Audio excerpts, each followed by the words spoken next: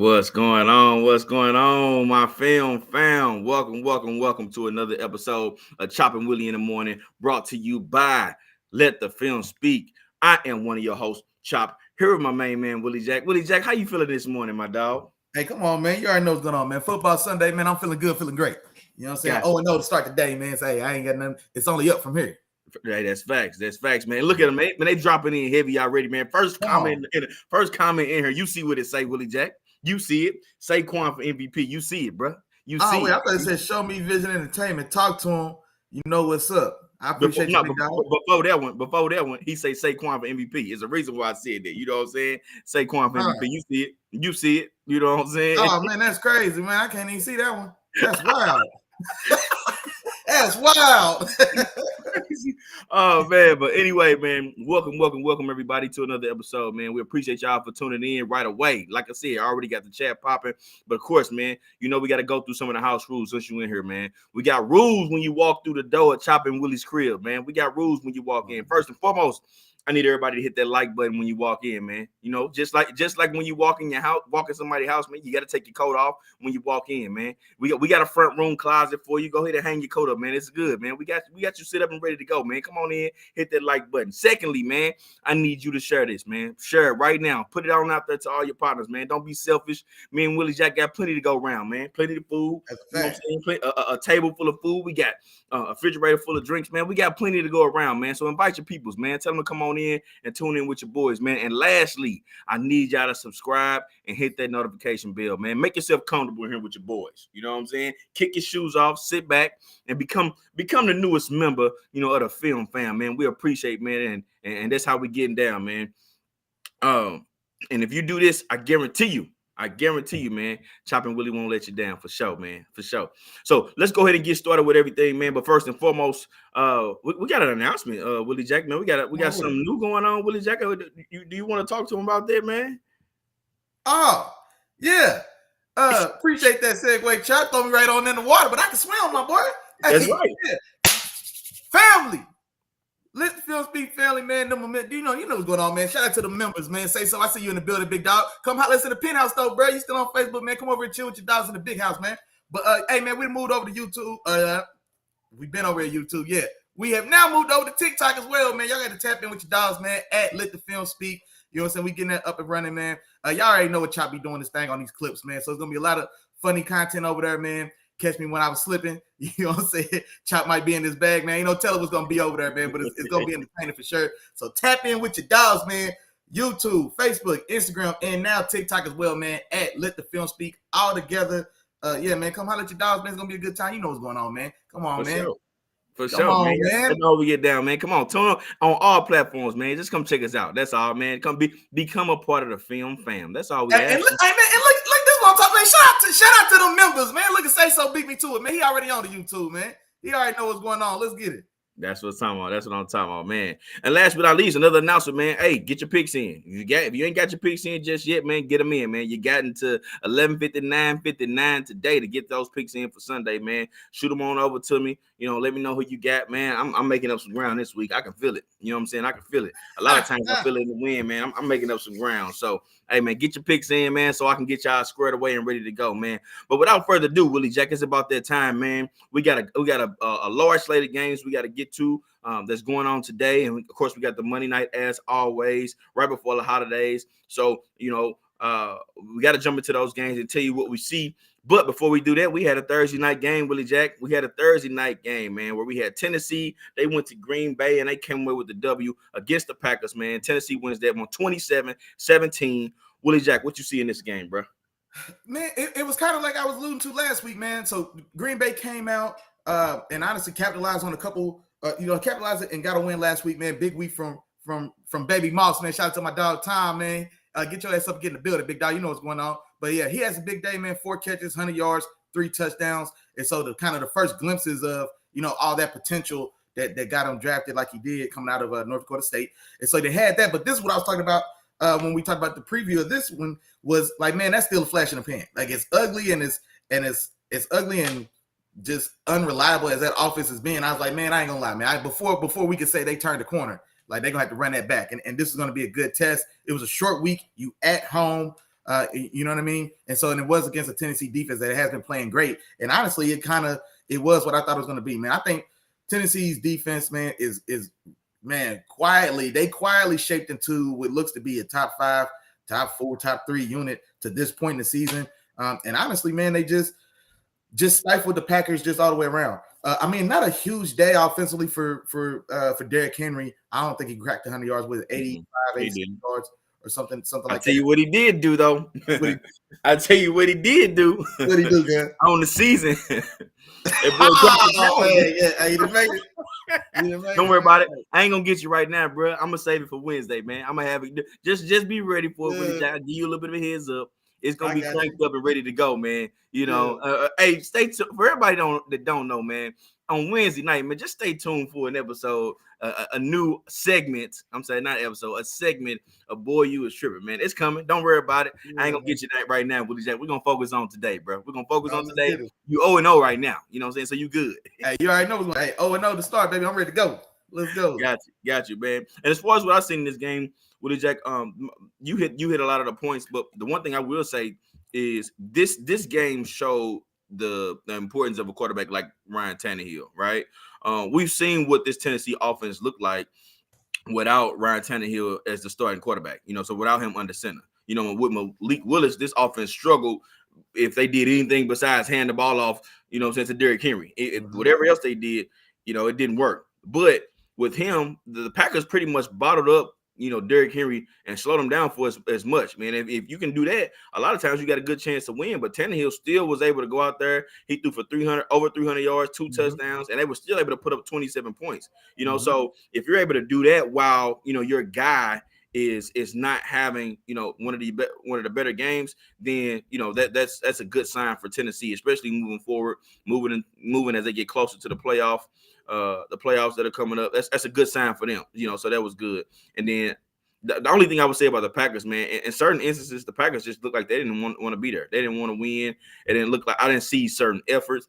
A-Rod wasn't as sharp as he usually is. But then on top of that, I didn't see much effort in those receivers to catch some of those balls that, you know, I feel like were catchable. I mean, granted, they weren't like on target as they normally are. But A-Rod was definitely a little off that game, man. He was a little off, but I feel like some of those balls were catchable. Preferably to, like, I mean, the one specifically I'm talking about was a couple to Allen Lazard, man. Allen Lazard, it was one ball behind him, and he had to reach back, but it hit both of his forearms. So, you know what I'm saying? To me, that's still a catchable ball for an NFL receiver. And then another one, it was a little high, and I didn't feel like he actually jumped for it. Like, he reached up, and it was just over his reach. He didn't try to jump or anything. I'm just like, yeah, Aaron Rodgers is off, but at the same time, you know, it's I didn't see that effort as well. You know what I'm saying? So, hey, look, Chop said hitting you in your hands ain't enough. If it hit your forearms, man, you should have caught it. Hey, man, he hit both of them. He had to like he hit both of them. Well, I don't know what's going on, bro. Like, you an NFL receiver, man. That's all I'm saying. So, but yeah, man, Tennessee handled business. Ryan Tannehill plays a pretty good game, and they come away with that W, man. Sure. And then Show Me comes in, man. He taps in. He say Derrick Henry tossing touchdowns as well. Yeah, man. Hey, I needed that. You know what I'm saying? Derrick Henry on my fantasy team. I'll take that passing touchdown all day. You know what I'm saying? Let me get that. For sure.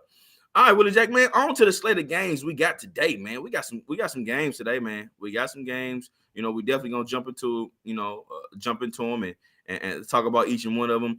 But this first game we're gonna talk about, man, we got Chicago going to Atlanta to take on the Falcons, man. And I'm gonna start this one off, Willie Jack. I'm going with Pro Bowl Justin, man. Pro Bowl Justin and the Chicago Bears, man. I'm back on the train, man. Remember, I don't know if you remember last time when I explained it, man. Last time when I explained it, I said the wheels almost fall off. The wheels still on, but all the boats is loose. Hey, man, I don't know how, man. He's starting to tighten them boats back up on them wheels, man. They started to get back rolling for Pro Bowl Justin, dog. You know what I'm saying? But yeah, I'm going with Chicago in this game, man. I like the way they looked the last 4 games.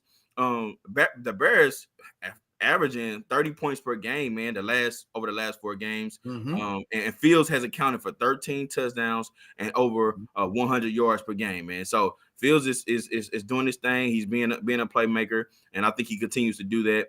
And I looked at something too, Willie Jack. I was looking at some of the previous games and how they panned out. Chicago was losing games to teams that were prolific in passing or really good in passing. So they lost this last game against Detroit, who's a pretty good passing team. They lost against Dallas, who's a pretty good passing team.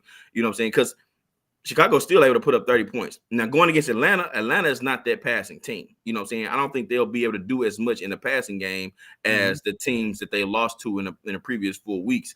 So that's why I'm going Chicago. I don't think Atlanta will be able to keep up with Chicago if Chicago continues to do what they've done over the last 4 weeks. So that's what I'm looking forward to seeing. And yeah, give me Chicago in this game. Final score 31-27, man. 31-27. 31-27. My fault, man. I'm trying to entertain. My fault. 31-27. But I got you. But I see the same. I see the game going the same way. And so Justin Fields, to your point, man, these last 5 weeks been special, man. And like I said, Chop just gave y'all the numbers, man. Over 100 in each one of those games. Broke the quarterback single game rushing record in one of those games. Yeah. That next week doubled right back and almost hit 150. You know what I'm saying? So 178 came right back with like 147. And so he's definitely moving and grooving, man. The thing about this one, though, is I think Chicago's defense is living like to be desired. And this is what scares me about this game, because seeing them last week, you're up 2 touchdowns, you're going into the fourth quarter. Now you get an ill-advised throw by Justin Fields. He throws the pick six to Okudah, brings it back. That ties the game up. And then Chicago's defense doesn't stop Detroit unsuccessful, another scoring drive. And then they end up losing that game, a game in which, like I said, they were stepping firmly into control heading into that fourth. You're up 2 touchdowns. And so Atlanta's the style of team, especially where neither one of these teams are going to throw the ball great. And so for that matter, this is actually a pretty balanced offensive game by both parties. So both of these teams want to run the ball. Chicago is more of a one-horse stable as far as the other 2 guys, Montgomery and Herbert. They definitely contribute and they do well, but it's all dependent on Justin Fields being the explosive guy to make the splash explosive run to really kind of carry and propel that run game, versus Atlanta, where they've literally got 2, 3, 4 guys that they can rotate and get 200 yards on the ground almost week in and week out when that run game's going. Now, Cordell Patterson, he's full-fledged ready to go in this one? I think Cordell Patterson is ready to go. I can double check for you. But Khalil Herbert actually is out this game, so they won't have him. Okay. So it'll just be David Montgomery in this particular game for them. But I'm gonna check. I'll check on that. Cordell Patterson, just make sure he's good. Okay. But I think he's good to go though. Okay. Yeah, Cordell Patterson is good to go. No injury designation for him. He's good to go.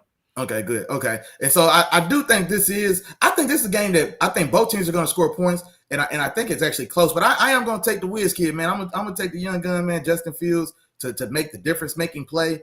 We definitely have seen that Mariota's not going to make the play to make the difference. You know what I mean? So if things are rolling, he's going to contribute. But if you need him to step up and make the play, he hasn't shown that he can do that. Justin, even though it's not with his arm necessarily, he can still step up and make that play on a 3rd and 7 and run for 61 yards for a touchdown right up the middle. For sure. You know what I'm saying? So he can still make that play. So I'm going to get him the edge on the road, 28-26. 28-26 Chicago, man. I think this one stays close, and I think both these teams take turns teeing off on each other's defense, and then Justin Fields makes the big play. All right, gotcha. Say so in the building, man. He also taking Chicago, man. I want to post that up there for him. You said what? I said say so in the building as well, man. He taking Chicago in that one as well. I want to make sure I got his pick in there. Okay, gotcha. On to the next game, Willie Jack. We got Cleveland not traveling to Buffalo, man. They actually traveling to Detroit, man, to take on the Buffalo Bills, man. This is a game that was scheduled to be in Buffalo, but because of a bad snowstorm, they actually moved this game to Detroit, where Buffalo would have been hosting. But yeah, so Buffalo, they will be taking on the Cleveland Browns in Detroit. Willie Jack, who you got in this game, man? Man, this is interesting, man. Well, I'm taking Big Josh at Buffalo for sure. Now, and this is the thing about it. I think this could actually be good for Buffalo, because honestly, in the weather, I'm sure everybody's seen. If you've seen photos of Buffalo right now, man, when they say 6 feet of snow, like, it's legit. Like, I'm talking about Chevy Tahoes is covered up, boy. It's crazy out there. And so going to Detroit, you're playing the Dome. It's going to be, I guess a road game for both teams. But I think not having to deal with that weather, being outside in the elements, especially with Big Josh, the way he's been playing, man, he's a little looser. You know what I'm saying? He's a little loose, man. He's forcing it a little bit. And so playing inside in that Dome is going to be optimal conditions. And I'm just hoping, like, I'm just looking for that spark for Big Josh to get back on track and get rolling again, get rolling smoothly again. I think this could be the game to do it. I'm going to take Buffalo at Detroit's crib. I'm gonna go 27-19. I still Cleveland is always gonna be kind of playing 10.5 on 11 because Jacoby Brissett, he's capable in times, but he does run a little hot and cold. So if it's a day that he's on, then man, that offense can be very balanced and very dangerous, and he can keep up and they can keep things going. Or if it's one of his off days, then it can get a little out of hand. Nick Chubb can go 11 for 67 and a touchdown, but then they'll still be down 2 touchdowns, and then he finishes the game with 14 carries, and like I said, they just can't keep up. So I think it's too much work for Cleveland to really stifle Buffalo. This is going to come down for me. Is Buffalo going to stop themselves? Because Cleveland defense hasn't made any plays on their own as well. And so does Buffalo stop themselves? Does Big Josh shoot himself in the foot for a third week in a row? I'm hoping that he doesn't, but give me Big Josh, man, 27-19. Gotcha. And I'm going Buffalo in this game too for a lot of the reasons that you mentioned, Willie Jack.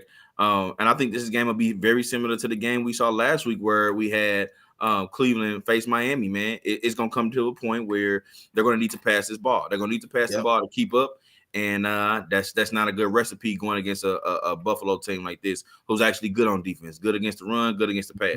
Now, the one thing that I just thought about as you were talking about it, Willie Jack, was the fact that the one area I would say Buffalo's defense has struggled is when they go against really physical, big lines, right? And when I say that, I'm talking about like Tennessee. Normally, when they play Tennessee, Derrick Henry, is able to run the ball a little bit on Buffalo's defense. The game earlier this year when they played against that Packers offensive line, and they ran the ball pretty well against Buffalo. Now Buffalo still won the game, but they ran the ball pretty well against them.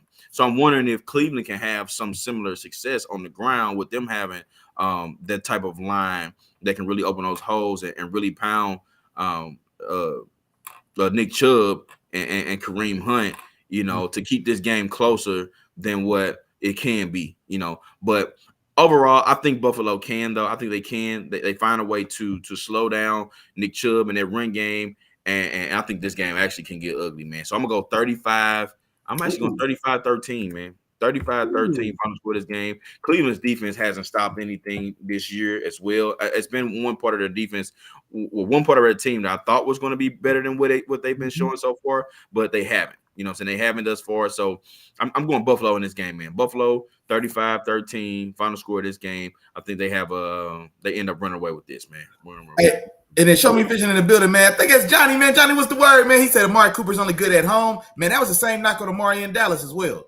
I mean, he had some ugly road matchups, man. Especially I remember when Stephon Gilmore wouldn't put that boy, goose egged him. They took him out in the fourth quarter of that game. They took him out of he didn't play the last 10 minutes of the fourth quarter in that game because Gilmore had him clamped. And then this is back when it was in New England. They were both, and he was in Dallas. And then Show Me also had a building, man, wins the shine play week 11.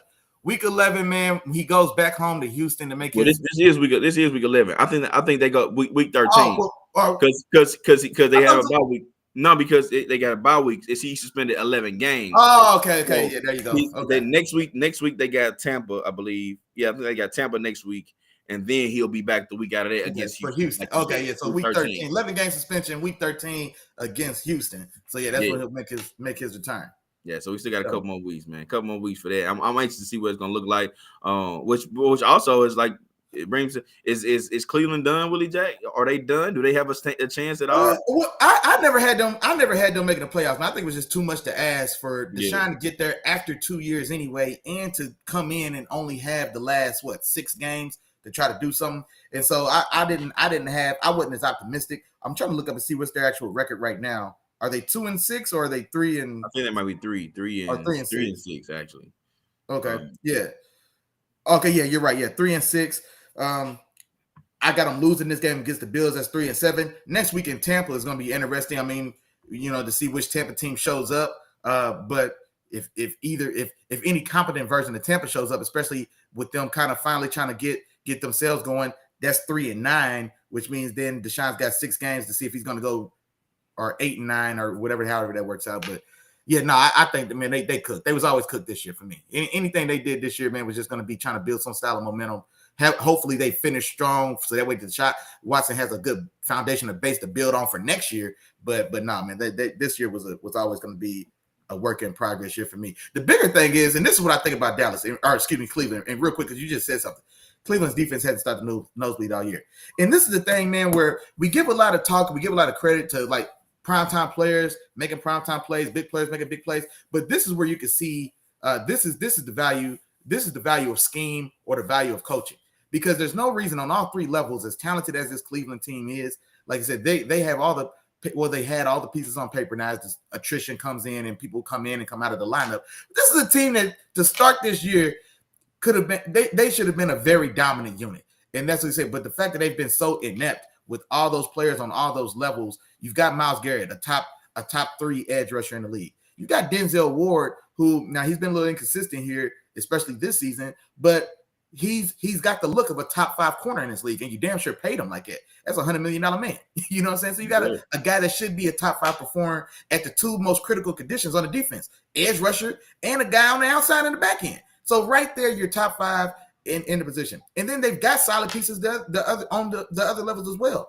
You've still got the young safeties in Delpit. You've got your boy from Northwestern at the other corner, who's a very solid guy. You've got, they've got JOK out of Notre Dame. You know what I'm saying? At linebacker at Rover. You know what I'm saying? A guy that's, he's a guy that I'm waiting for him to be a star, because he's got everything he needs, man. Range, speed. He's got. So they've got all the pieces to where this should be a very good defense, a great defense, and like I said, just not showing any style of just competency almost at all, man. It's crazy. That goes to show, man, that coaching staff, that scheme, or the coordinator, somebody's got to. There's gonna be some changes made, I would anticipate. For sure. On to the next one, Willie Jack. We got Philadelphia going to Indianapolis to take on the Colts. All right, so let me start this one out, man. This is an interesting game for 2 reasons for me. Okay, one. Will Indianapolis start looking like we expected them to look before the season started? All right. Because the team we saw last week kind of resembled that team, man. The run heavy with JT. JT had a really good day, and everything is ran through him. Play action off of that, do everything behind JT. He be the focal point and do everything else beside that. And they actually had some success and were pretty solid in that game. Okay. So do we see that same Indianapolis team? Okay. And then the other thing is the Eagles. The Eagles just brought in, and that's why I be telling y'all you need to tune in, man.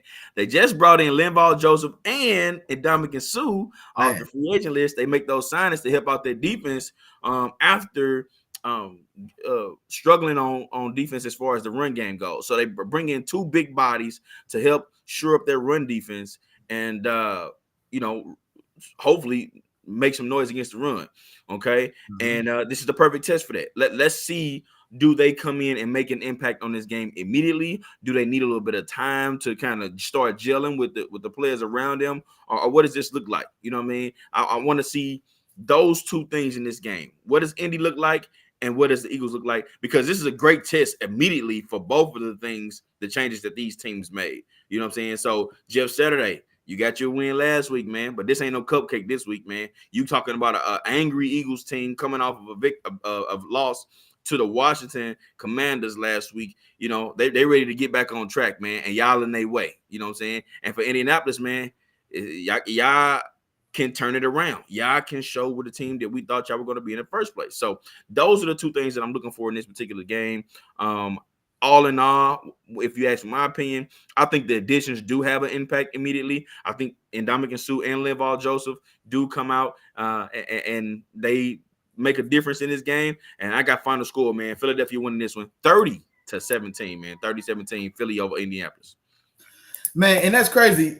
I've got a very similar score. I've got 28-17. So I had 28-17 Philly, and honestly, just kind of like what Johnny said, man. Eagles bounce back game, and honestly, I feel pretty similar. I think now we've got an Eagles team now that I think this loss is going to be beneficial. Not to say that any loss is good or great or whatever, but if you had to lose and lose the streak or whatnot, and honestly, for the undefeated stuff, I don't even look at it or imagine it until you've got to be double digits. You've got to get to 11, 12, 13 before it becomes a real thing, at least in my mind. So they were at 8-0 or maybe 9-0. And then, like I said, they lose one where everything that could have went wrong, it felt like, against them. And so now you've got a team that was already looking pretty dominant, and now you've got them pissed off, motivated, and fired up. and then you've got a soft target in Indianapolis, even though you're going to their home. But just like Johnny said, man, hey, it's Sunday and somebody got to pay. And this week it looks like it's going to be the Colts, man. So I fully imagine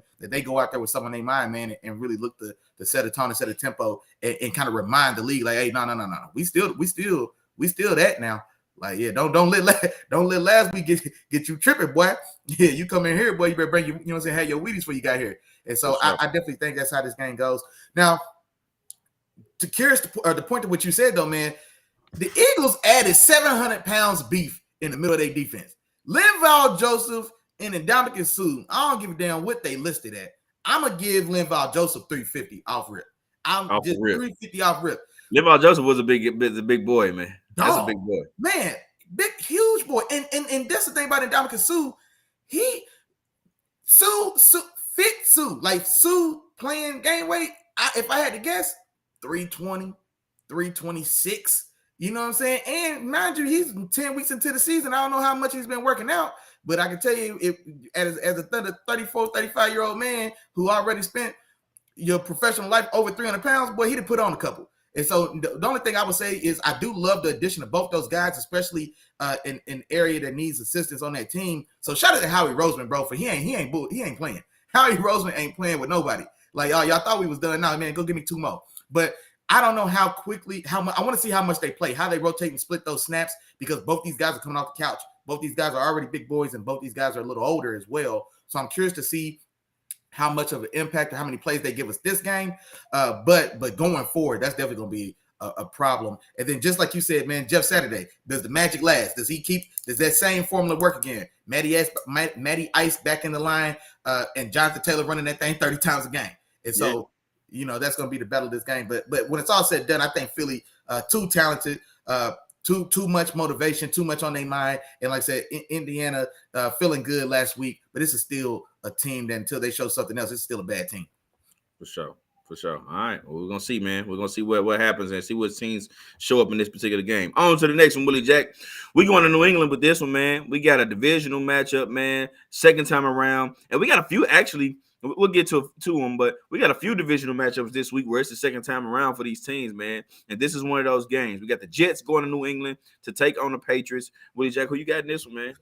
You know what, man? And I know what I said. I know what I said the last couple of times where Bill had one of these matchups, man. When you get Bill lining up across from a young quarterback, an inexperienced coach, of which the Jets have both. They got a young Zach Wilson. You've got an inexperienced coach, Robert Saleh, in his second year. Now the Jets are having some success. They've probably won 2 or 3 games this year that honestly, if you play those games 10 times, they probably only win the one time they won. You know what I'm saying? But that, I mean, at the end of the day, man, you are what your record says you are. You know what I'm saying? So they got those dubs. But this would typically be the style of game that I think Bill just slow and steady. Slow and steady wins this race for you to make a mistake. I think the opposition, then Zach Wilson, he's definitely prone to getting flustered or getting confused or throwing one inadvertently. And those are the things that Bill capitalizes on. Now, what I am going to say is Mac Jones, now he's been a little injured. He's been a little beat up. He's been a little in and out of the lineup, but it hasn't looked great when he's been in there. And so New England feels awfully hamstrung just by a lack of just overall just talent on that team. And the Jets are rolling. I'm going to go against my better judgment and take the Jets on the road. I cannot believe this. I cannot believe I want to take I can't explain it, man. There's no rhyme or reason to it, but I'm going to take the Jets on the road in New England. It doesn't sound right saying it. Hold on, I'm going to try again. One more. I'm going to take the Jets and Zach Wilson on the road against Bill Belichick's New England November cold-ass defense. God dang. All right, give me the Jets 20-19, man. You about to talk yourself out of it. You better I get out of there. Because it just don't add up. You know what I'm saying? Like, it just, like, bro, like, everything is saying this is the New England are fooling around win this game 9-3. You know what I mean? Like, this is like 13-11. You know what I mean? But I'm going to take the Jets 20-19. I just don't like. I mean, and this is no secret. I don't know unless you're a New England fan and a diehard. Shout out to my cousin Kenny. He the only real Patriots fan I know. But outside of him, like I said, now the time's gone and like all the shine is off that penny. Boy, that offense is just one of the bottom 5 least talented offensive units in the game. Mac Jones is looking terrible, or we're just looking just like an average just guy. Zappy was fun for about 5 minutes. You know what I'm saying? But they just don't have any juice there, man. But they've got a good defense. But I'm still gonna take the Jets, man. I want to see this Jets team do well. So maybe it's a little more of my heart than my head. But I'm gonna take Zach Wilson and those Jets, man. 2019 in Bill's crib. Okay. And shout out to Tom, man. Tom rolled in here, man. Tom in the building, man. He said he fresh off a workout, man. He in the building, man. He Hey, let's go. He say call him Mr. Six Pack, man. Oh, I got you, big dog. Hey, I got you. Hey, my dog looking good out here, boy. I see you. Okay. And then we got Jarrell said he got the Jets in this particular game. Come on, man. Hey, day one game, Jarrell know what's going on, man. Hey, come on, man. He know what's up. Let's go. Gotcha. And you know what, Willie? The crazy part is, I had the Jets too, man. I'm picking the Jets in this game too, man. Yeah, I had the Jets, man. But look, I'm gonna tell you why. All right. So of course it's a divisional matchup. We all know how tricky those can be. All right. We seen Cleveland against Cincinnati, you know what I'm saying, prime time. You know what I'm saying? We seen Washington against Eagles in prime time. You know what I'm saying? These games is tricky, man. You know, just because it look right on paper and just because it makes sense, you know what I mean, don't mean it equals a dollar. You know what I'm saying? It makes sense, but that don't mean it equals a dollar. You know what I mean? But I'm gonna say this, man. I don't think the Patriots continue that trend of beating the Jets today. The New York Jets defense is playing a lot better than they was in their first meeting. Okay, they're coming off of a bye week, so they're a little bit more prepared this game. I know Robert Salah has this team fired up and ready to go in this game. They're gonna come out amped. They're gonna come out with a lot of energy, and I think they're gonna start out early, man, with this New England team. Now, this is also a game that's gonna take more than just your offense and your defense, man. Your special teams got to show up today. You know what I'm saying? You got to tackle well today. The fundamental part of the game, you have to do well today, and I think that Robert Salah will have his team prepared for that. Okay, but the key of this game, it's going to be the Jets run defense versus the Patriots run offense. Okay. Running the ball is what the Patriots do. We know that. You know what I'm saying? That's when they get their run game going, you know, they hard to beat. You know, but if the Jets can stop the run, which I think they can, I don't think Mac Jones will have a lot of success against this Jets pass defense. You're talking about, you know, a secondary that's playing, you know, at the top of the league as far as, you know, that goes. And you're talking about Mac Jones, who's not, like you said, Willie Jack, he hasn't been the best in regards to, you know, him just passing the ball or trying to lead his team to victory. So I'm going Jets in this one too, man. I'm going Jets. My final score is going to be, what did I have? I got 24-20, man, a close one, man. Jets over New England. It's going to be a little bit of a lower scoring game, but I got Jets over New England in this one, man. Hey, come on, quick shout outs, man. Them members in the building, man. Our dog Greg, man. He said he up, man, getting a little eggs and bacon, man, and tapping in with your dogs and Chop and Willie, man. And then, hey, Jarrell said he on the same tip, man. Hey, making his breakfast, man, chilling, cool, and listening to his dogs, man. That's what we talk about, man. Get your day started right. Hey, for Johnny sure. In the building, man. Ramondre Stevens been balling. And you know what? I liked it may have been this preseason. I thought he looked better than Harris when I was preseason, but he looked good. And so, so I don't know why, man. Just Harris just never really. I think it's because he wears number 39 or like 37. I think I might have said that before. It's just an ugly ass number. I just can't get behind, dog. I just can't do it. So like, I feel like they both run the ball pretty well. Ramondre Stevenson, I think he does more in the passing game than Damian Harris does. So it only makes sense, you know what I'm saying? And then Damian Harrison got hurt. So I mean, Ramondre Stevenson been rolling. Hey, you roll with the high hand, man. That boy cooking. You know what I'm saying? Yeah. But this is also an offense and the team led by Bill Belichick. I wouldn't be surprised 3 weeks from now, Damian Harris got the hot hand, and he's the one rolling. You know what I'm saying? Yeah. So Bill ain't holding no picks. Bill don't give a damn, boy. Hey, if you didn't look good in Wednesday, Thursday practice, then man, unless your name was Tom, he was sitting down, boy. Hey, and don't let you cough up the ball once. You cough up that ball. Yeah. One fumble cost you 2 games. Bill don't play that. Yeah, one fumble cost you 2 games, boy. So yeah, but I think he hit that right on the head. And that's the thing about them too, because they're both like kind of big body, more kind of power running backs. And so it's one of those things where thunder and lightning can be a thing as well. But thunder work too now. Because when you imagine hitting Derrick Henry 6 times and then Derrick Henry Jr. come in the game, like boy, that's just as deadly as well. And so I kind of like how they do that when both those guys are rolling. You see, you got to see Derrick Henry. Then here come Chubb off the bench. Right, man. Man, exactly. Now hold on. First off, Chubb starts. You see Chubb for 6 carries, and then Derrick Henry spells Chubb. Hey man, y'all say what you want to, boy. Hey, Nick Chubb is every bit of 2K runner as Derrick Henry if they gave the boy 30 carries a game. I don't want to hear nobody say. Derrick Henry's good for 2K. Hey, give my dog his touches. Hey, Willie Petty is a mug, boy. That boy Petty. He said, hold on. First off, Hey, hold on. We speaking hypotheticals, and he gonna correct me on a hypothetical. Hold on, bro. Nah. First off, Chubb the one start. You know, hey, my dog, my dog Petty, man. Man, hey, my boy. Hey, I just said, it ain't Pretty Willie. It ain't Pretty Willie. It's Petty Willie. You know what I'm saying? My fault, man. Hey, it's one thing. Like, man, we'll probably never see his name in the record book. But boy, when I see Nick Chubb, I have no doubts that is a 2,000-yard runner. But you know what? You know the crazy part is he is getting a lot of carries this year, though. He is. Not that he's not doing anything. He's still having a damn good season. You know what I'm saying? He's a top 3 running back right now, still. And this was crazy. Kind of like we were saying, he's getting taken out of these games. He 11 for 60 yards and a touchdown, and he'll finish the game with less than 15 because they're having to go away from him in the run game because they can't keep up. And so he's left a lot of yards on the field as well this year. You know what I mean? And to still be, he's a top 3 runner. He's short a good 60, 70 carries to this point in the season. If he was a guy that could just consistently if they just were able to stay with it.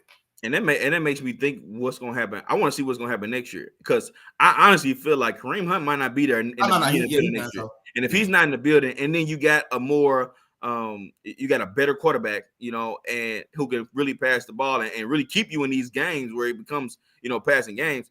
Now let's see what Chubb looks like. Let's see him get a few, because I've said this before too. I want to see him get a few catches out of the backfield because it's not like Chubb can't catch. You know what I'm saying? Chubb can catch. Chubb can do some of the things that you see some of the other running backs doing out of the backfield. He's not a Christian McCaffrey or Saquon or any of those guys. No, he's not that. But your swings, your basic stuff. Matter of fact, I think he even got a highlight in the NFL of him mossing the guy up the sideline, you know, sound like a fade route. You know what I'm saying? So he has some skills. But when it's him and Kareem Hunt, I mean, yeah, you might as well use Kareem Hunt. Then come on, Chubb, it's first and second down. We about to pound you, bro. Let's go ahead down. Yeah. You know, we're gonna ride you all the way down to the through the end zone. You know what I'm saying? Yeah. So you know you're gonna lead the leader. So I want to see what he looks like next year too, Willie Jack. No, exactly. Especially because teams get to see him in the first half and not in the second. Derrick Henry does a lot of his real damage in the back half of those games as well because he can wear you down. So Chubb is wearing boys out in the early going. He doesn't even get to capitalize later on and you know what I'm saying and rush and hit you for those 80 yards because nobody want to get in front of him no more. You know what I'm saying? So that boy leaves there's a lot of yards on the field, man, for Nick Chubb. For sure. I know, and I know for a fact, me and Willie Jack excited about that because we've been screaming Nick Chubb, man, for about 3-4 years now. Hey, man, yeah, I'm telling you, the boy legit, man. The boy is legit. Mm-hmm. All right, Willie Jack. On to the next one, man. We got the Los Angeles Rams, man, going to New Orleans to take on the Saints, man. And I'm gonna start this one off, Willie Jack. I'm gonna go here, man. I'm gonna start this one off, right? As y'all all know, I took the Rams out the oven last week. I took them out the oven. I told y'all they was done. They cooked, you know. They're my guys. I told y'all they're my kids. You know what I'm saying? So I can hurt them, but you can't. You know what I'm saying? So I'm gonna do the damage when it comes to talking about my team. All right, that's just what it is. But no, man, I take them out the oven, and I don't think it gets any better from here. They just lost the Cup out. Cup is out, and he's going to be out at least 4 to 6 weeks. I don't believe they put him back in the rest of the season, especially if they don't get better. And I don't see them. Yeah, I don't see them making any style of run from this point going forward. So if they lose a few more games, they definitely gonna just sit Cup the rest of the season, which means who you throwing to now? You know what I'm saying? Who you got to throw to? You're forced to put the Cup down. So now you got to find somebody else to throw the ball to. You know what I'm saying? The Rams don't have much to lean on in this game. The run game has been non-existent for us this year. And we still can't protect. You know what I'm saying? So it just makes it hard for me to think that we have an opportunity to score many points. Now we do get Stafford back, you know, so that's a plus. You know, Stafford, you know, is a little bit better than Wolford, but I don't think we do much. On the other side of that, I do expect Kamara, man. I expect Kamara to have a heavy impact on this game. The Rams defense is still look good, man. And I looked at it. I was curious to see like how good have the Rams defense been. They're a top 5 defense as far as yards per game given up, man. They're in the top 5. I think they were actually at 5. You know what I'm saying? So the Rams defense is still that's been a plus on this particular team. But the one part I think they will struggle a little bit with today is the fact that Kamara out of the backfield, catching the ball. I think this is a 150 yards from scrimmage type day for him. I say 3 touchdowns for him. I'm going performer of the week, man. Alvin Kamara, the performer of the week this week against the Rams. He is going to be the sole reason that the Saints win this game. And yeah, man, I think he has a day, and I got the final score being 27-17. Final score, man, 27-17. All 3 touchdowns come from Saints running back Alvin Kamara. They get a couple field goals out of that. Yeah, and they come away with the W in this one, man. So that was 150 total yards and 3 touchdowns for 153 tubs. 153 tubs, man. Man, I ain't lie, man. I ain't figured this was the way you're gonna dive in like that. Especially seeing the Saints take an L to my Steelers, and my Steelers and your Rams, boy. We in the same kind of ballpark, boy. But it was different for y'all, man. Y'all had a lot of energy coming back. Y'all just got your boy back. You know what I'm saying? It's a different type of feel. The Rams, nah, I don't see it, bro. It just don't look well. It don't look well, man. And the style of team, the style of offense that we use is and that we run, I think it's gonna play a little bit more into New Orleans' hand than y'all with what y'all did. You know what I'm saying? Yeah. And, we ran the ball. Yeah. That's been a struggle for y'all. We ain't gonna be able to do that, bro. That's a good point. That's a good point, man. I thought Johnny in the building, man. Shout out to Show Me Vision and He said Saints need to start Taysom Hill. Come on, man. Look, you already know I was like, man, Taysom. Bring famous James back. That's what I'm ready to see. And the crazy part is Andy Dalton's still starting this week, man. Andy Dalton's still starting. I think the Saints QB situation is so tricky, man. It's so tricky because on any if there's any team where you can say, all right, let's go with the hot hand at QB. This is a team. This should be you know what I'm saying? Yeah. This is a team. If Andy Dalton ain't getting it done, your lease ain't short, but that don't mean you're not gonna play the rest of the season. I mean, your lease is short. So come on out here, James. Let's see if you can get the team fired up. Let's see what you got. You know what I'm saying? Yeah, it's time to do something, man. If they're gonna salvage this year, because I think they're still are they 4-5? Hold on. The Saints. No, 3-7. Oh man, I'm way off. Okay, 3-7. Okay, yeah. So exactly, 3-7 at this point.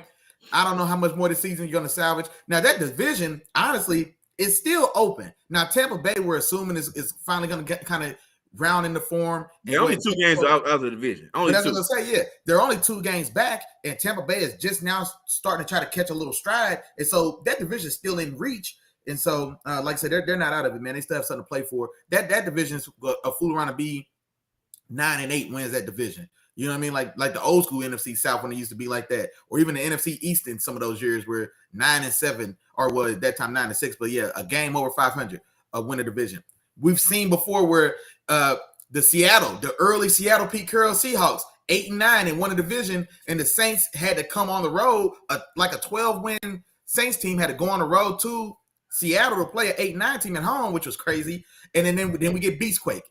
And they beat them. And so, like I said, the Saints aren't out of this at all, man. But I'm also taking the Saints on this one. It is at the crib. And just kind of like you were just saying, man, the Rams offensively look abysmal. I mean, there's no run game at all. For all the trouble and the hubbub that Cam Akers, what was going on with Cam Akers, and then y'all make friendly and bring them back. Well, for what? I don't see what the fight was to keep them. And then when you keep them, I don't see what he's done since he's been back. I think he came back and had 6 carries that game for 3 yards.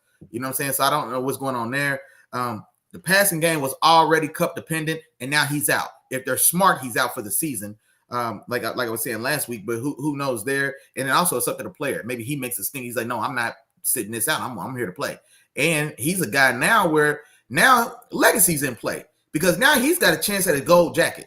His last season last year, being a Super Bowl champion, a Triple Crown winner, threatening 2,000 yards, he's on the Hall of Fame radar now. And we know his demeanor, his attitude, the exact opposite of what you've seen from a guy like Antonio Brown. So Antonio Brown gave up his gold jacket. They definitely can take him somewhere. They can definitely take him a little further. It probably takes guys too far, honestly. But it keeps guys too far out as well. You know what I mean? So it's not the Hall of who was nice, who was friendly, who was good, man. Did you play ball or not? That's what I want to know. If we talk about Hall of Fame, everything else, whatever. You know what I'm saying? But anyway, that's a different story. But like I said, so offensively, I don't know what you're going to get, but it's not going to be pretty. Yeah. And then defensively, honestly, I don't feel like the defense has played as well as they ranked. If they're ranked as a top 5 unit, I don't see a top 5 unit. It doesn't just jump off the screen when I watch those guys play. But there again, though, like I said, I mean, you are what your record says you are, so that's the top 5 unit. But I like to say, man, I'm going to take New Orleans 20. Oh no, I had this 23-16 because it hasn't been all pretty offensively for the Saints as well. I didn't necessarily single out Kamara to have a big day. First off, that would be the best game of the season for Rick Kamara this year, who's been relatively in check and quiet himself. And so they just haven't got him going. So that would definitely be a huge turn of pace, man. 150 and 3 touchdowns on the day, if that's what happens. And like I said, I won't say that it won't, but I'm going to take a more conservative game, 23-16. And like I said, I don't imagine this game to look to be one that's going to be exciting to watch. And then I hope it doesn't turn into one of those games where it looks like both teams are trying to lose and both teams look scared to win. Like we're just so ugly offensively that can't nobody do it. Like I hope it doesn't fall into one of those type of games, but 23-16 New Orleans at home is where I'm going. For sure. All right, man. Willie Jack. And I think it's about that time, man. We got to pay some bills, man. The bills got to be paid, man. So, of course, man, you got to let them know. Talk to them, man. And let them know come on, man. Y'all going on. Y'all know what's going on, man. Today's episode of Chop and Willie in the Morning is brought to you by the Three Amigos, man. I got you. I'm back, big dog. Y'all thought I forgot. I ain't forget. I still got you, big dog. Come on, man. The Three Amigos, man. That's like, that share, that subscribe. That's 3 the hard way. That's a 3-piece spicy. You cannot go wrong. Now, y'all know it, so say it with me, man. The Three Amigos, but it's a 4-part process, big dog. First, you got to tell a friend. Then you got to tell a friend to tell a friend. Then you got to tell your friend's friend to tell his partner as well. Bring everybody up here to the penthouse. We done moved on up. We on YouTube now, big dog. Deluxe apartment in the sky. All that good stuff, man. Warm refreshments, cold drinks. Come in here, chill, kick with your dog, man. Get your Sunday football Sunday started off right, man. You heard my dog, Greg. You heard Jarrell. They cooking breakfast. They scrambling eggs. Getting busy. And toning in, tapping in, man, to get your Sunday started right, man. Right. Come on, man. Don't cheat yourself, man. Treat yourself. Sundays, 10 o'clock. Get in here with your dog, Chop and Willie. And then you know what you got to do. You got to circle around. You got to double back. Tap in with the home base show. You ain't safe till you touch home base, man. That's Wednesdays at 7, man. We'll go back over this good stuff. Now, without further ado, we getting right back into the regular schedule programming, man. Come on with it. All right, let's get to it, man. We got Detroit going to New York to take on the Giants, man. Willie Jack, who you got, brother? Man, I went back. I'm not gonna lie, man. This is one of the last scores games I picked. I went back and forth on this one. I'm gonna take Detroit. I'm gonna take Detroit on the road. I knew you was gonna pick them. Yeah, and I would tell you why. Well, because New York's got Saquon, and if it's the right day, if it's the right day and time, if Daniel Jones gives you a 60-yard run, finds a way to throw a touchdown to Wan'Dale Robinson. You know what I'm saying? Then they sneak and put up points and get got some victories. What they're 6-3, I believe, or 5-4, 6-3, somewhere in there. So they're still firmly in the the Giants. Yeah, they 7-2. Hey, don't be disrespectful, bro. Damn, you see what I'm saying? 7-2, I really thought 6-3, but I was thinking maybe even 5-4 because it feels like they're coming off a couple losses, but now they actually won that last one. But I still it's one of those things where I see Giants, I see 7-2, and like I don't understand the mathematics. Like I don't see how 1 + 1 = 7. You know what I'm saying? Like where did the rest of these games? Like what's going on? But then this is the thing about Detroit. For better or for worse, Detroit scores points. And I feel confident that they can. Now, this is on the road. It is in New York, and it is outside. And that's what worried me for sure. But I've got Detroit winning this game. I put 28-27 because I think it is going to be – because Detroit on the other side as well, they also don't stop anybody. But the thing about it is I feel better about them scoring points, even if they lose this game. Maybe the Giants win this game 30-28, but Detroit's going to score points. They've only not scored points one time this season. That's when they got spanked by Bill and just got shut out. Other than that, they've been in the neighborhood or touched or exceeded 30 points in every game they played. You know what I'm saying? Now, some of that is hero ball trying to catch up or waking up in the second half when you're down 13 points and then you score 21 second half points and you still fall short. So a lot of it's been some of that. But when I see a team in New York with the Giants specifically, and like I said, I think it just feels like too many things have to go right for them and wrong for the other team. For them, and it's been happening, but that's kind of I just can't trust it. So I'm gonna go ahead and take Detroit on the road, man. 28-27. Let Goff and those boys get done. And then there's another thing as well. As far as I know, Swift is going to be. He was on the pitch count last week. I know he only had 6 touches, ran a nice touchdown. But I would think this week now he's going to be, or unless he had a setback. But I think he's slated to be full go this week. And so now you get the dynamicism of Swift, you still get the slow and steady consistency of Jamal Williams as well in that backfield. Amon-Ra St. Brown is quietly a top 5 slot receiver in this league, or he's somewhere he's sniffing it. He's somewhere top 5, top 8. We were just talking about guys operating the slot. Him and Goff have a real good connection. Honestly, man, that's probably one of the more underrated connections in the league. I mean, they look good together. They play well together. And so, like I said, man, Detroit's got some things on offense that I like. And then when I look at the Giants, man, the only thing I like is Saquon and Andrew Thomas, and that's it. You know what I mean? So I'm gonna take Detroit in this one. Yeah.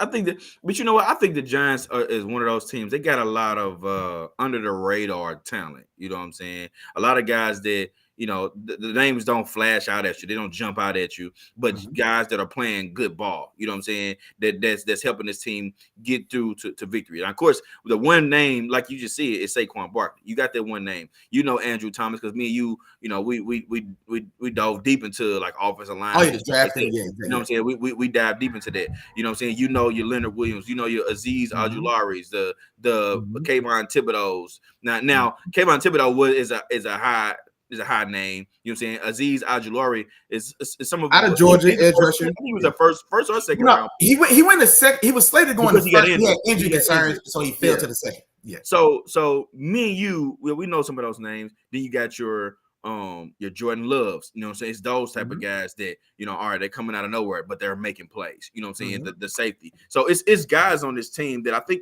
are very solid, but they don't have the name recognition as of right now. That's a very good point. But I'm gonna go Giants in this game. Of course, I'm going with Saquon, best in the business, Barkley. You know what I'm saying, and the Giants over Detroit. Because at the end of the day, man, Detroit still got the last ranked defense in the league, man. They're giving up 160 yards on the ground. You know what I'm saying? Which you giving up 160 yards on the ground, and you going against one of the best in the business. Okay, cool. We'll walk through that door if you're gonna leave it open. You know, if you're gonna leave it open, if you're gonna leave it open, I'm gonna walk in. You know what I'm saying? So I expect another heavy workload day for Saquon, maybe 25 to 30 touches, 150 total yards for him as well, just like Kamara. I don't know about 3 touchdowns, maybe one. Well, one. I think one for sure. He could get multiple touchdown game, but I wanted to stick with Kamara as my player of the week. But I do expect Saquon to have another one of those games. He had 150 last week. I think he comes back with it again this week. Now, like you said, Willie Jack, I do think Detroit can still make this game interesting. The Dolphins is still finely tuned, and they 6th in points per game. You know what I'm saying? So with that being said, I do expect this to be a fun and entertaining game. But, you know, just what I've seen all season, man, I just think the Giants will be equipped for this. They'll be all right. They'll be able to handle it when the game is on the line and it's the fourth quarter. Detroit is trying to drive, or, you know, the Giants are trying to run the clock out, whatever the case may be. But I think the Giants will be able to handle it, man. And I got the Giants winning this one 30-27, man. 30-27 final score. 30-27.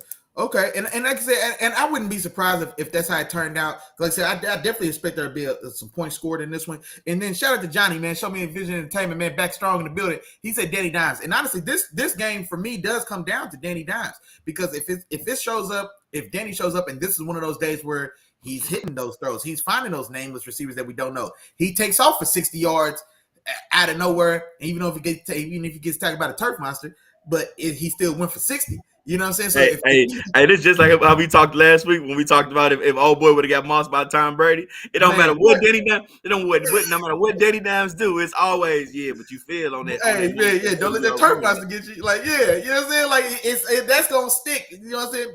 Mark Sanchez is always Mr. Butt Fumble. It don't matter. Man.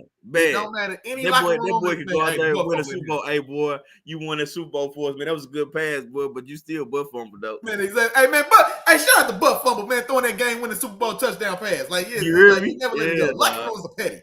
That's one thing. I'll tell you that. Locker rooms are petty, so they never let it go. But you know, if he shows up, man, and he's another guy's been a little up and down, a little inconsistent as far as what he could do. Some of that is because they do have just a lack of overall established talent outside to go with him and Saquon. But yeah, so depending on what Danny you get today, man, it's going to be the story for me. And like I said, if I've got to bet on if this is a hot day for Danny, or if I feel more comfortable betting on a Detroit team that I know, if nothing else, I know they can score points. And so that's why I'm taking Detroit.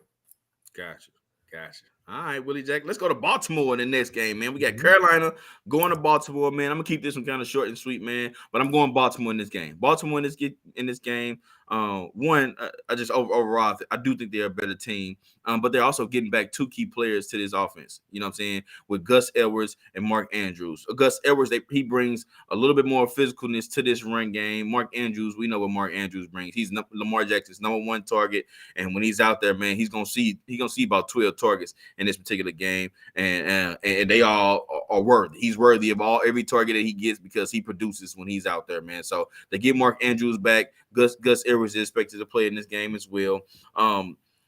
And the thing is, what would this Carolina offense? What would they be able to do against this Baltimore Ravens defense? Because we only seen one game of it, but Roquan Smith seems to be exactly what this Baltimore defense needed. You know what I'm saying? And then on top of that, the biggest weapon that Carolina has is DJ Moore. He's going to see a lot of Marlon Humphrey. And Marlon Humphrey is quietly having an all-pro caliber season right now. You know what I'm saying? All-pro? All-pro caliber season, yeah. All-pro, man.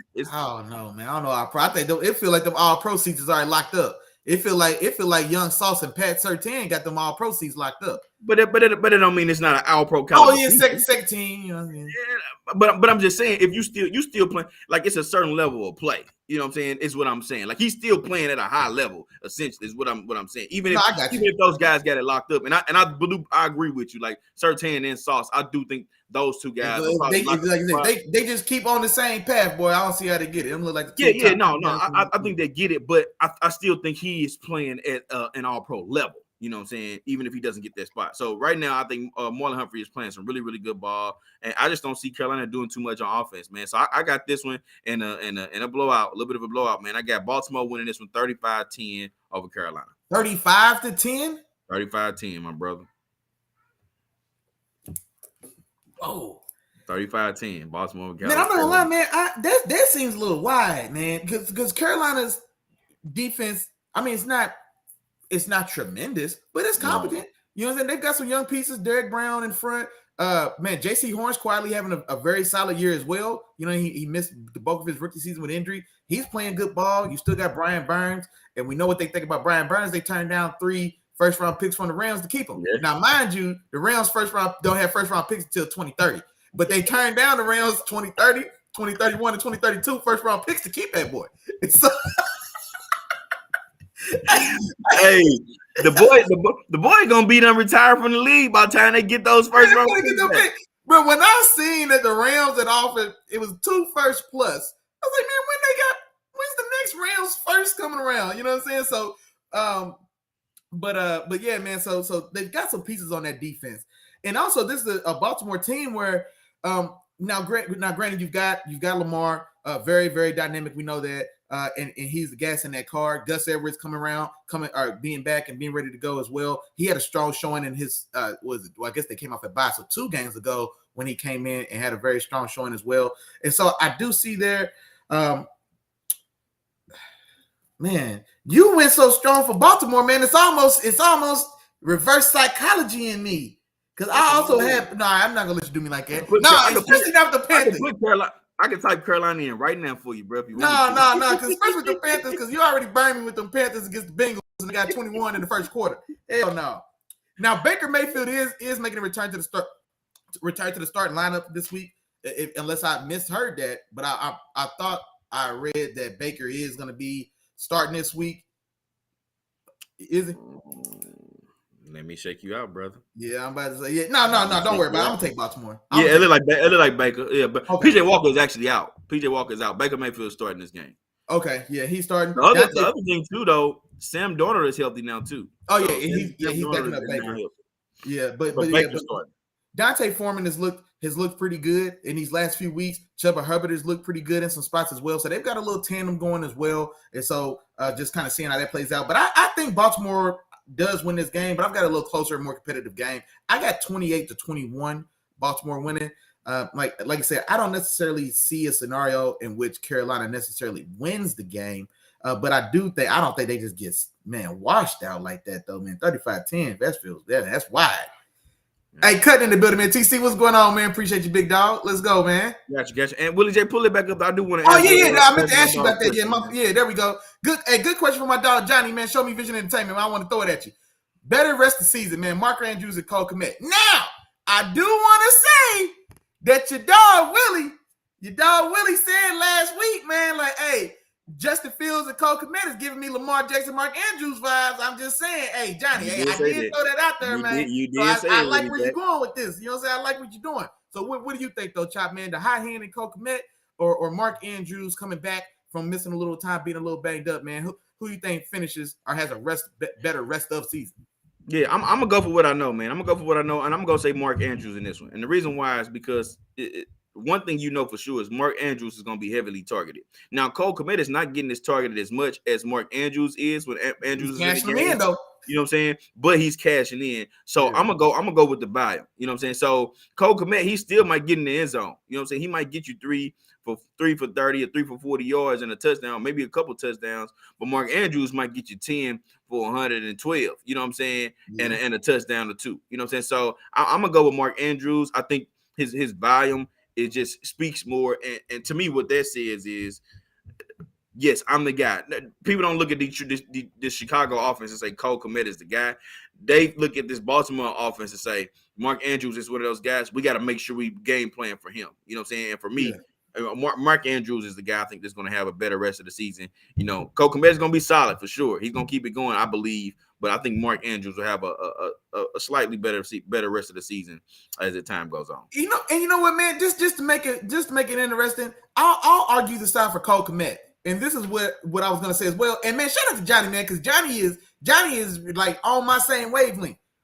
Red zone targets for Cole Kmet. So this is the thing about that offense. Now I don't know how many more games the Bears will actually win.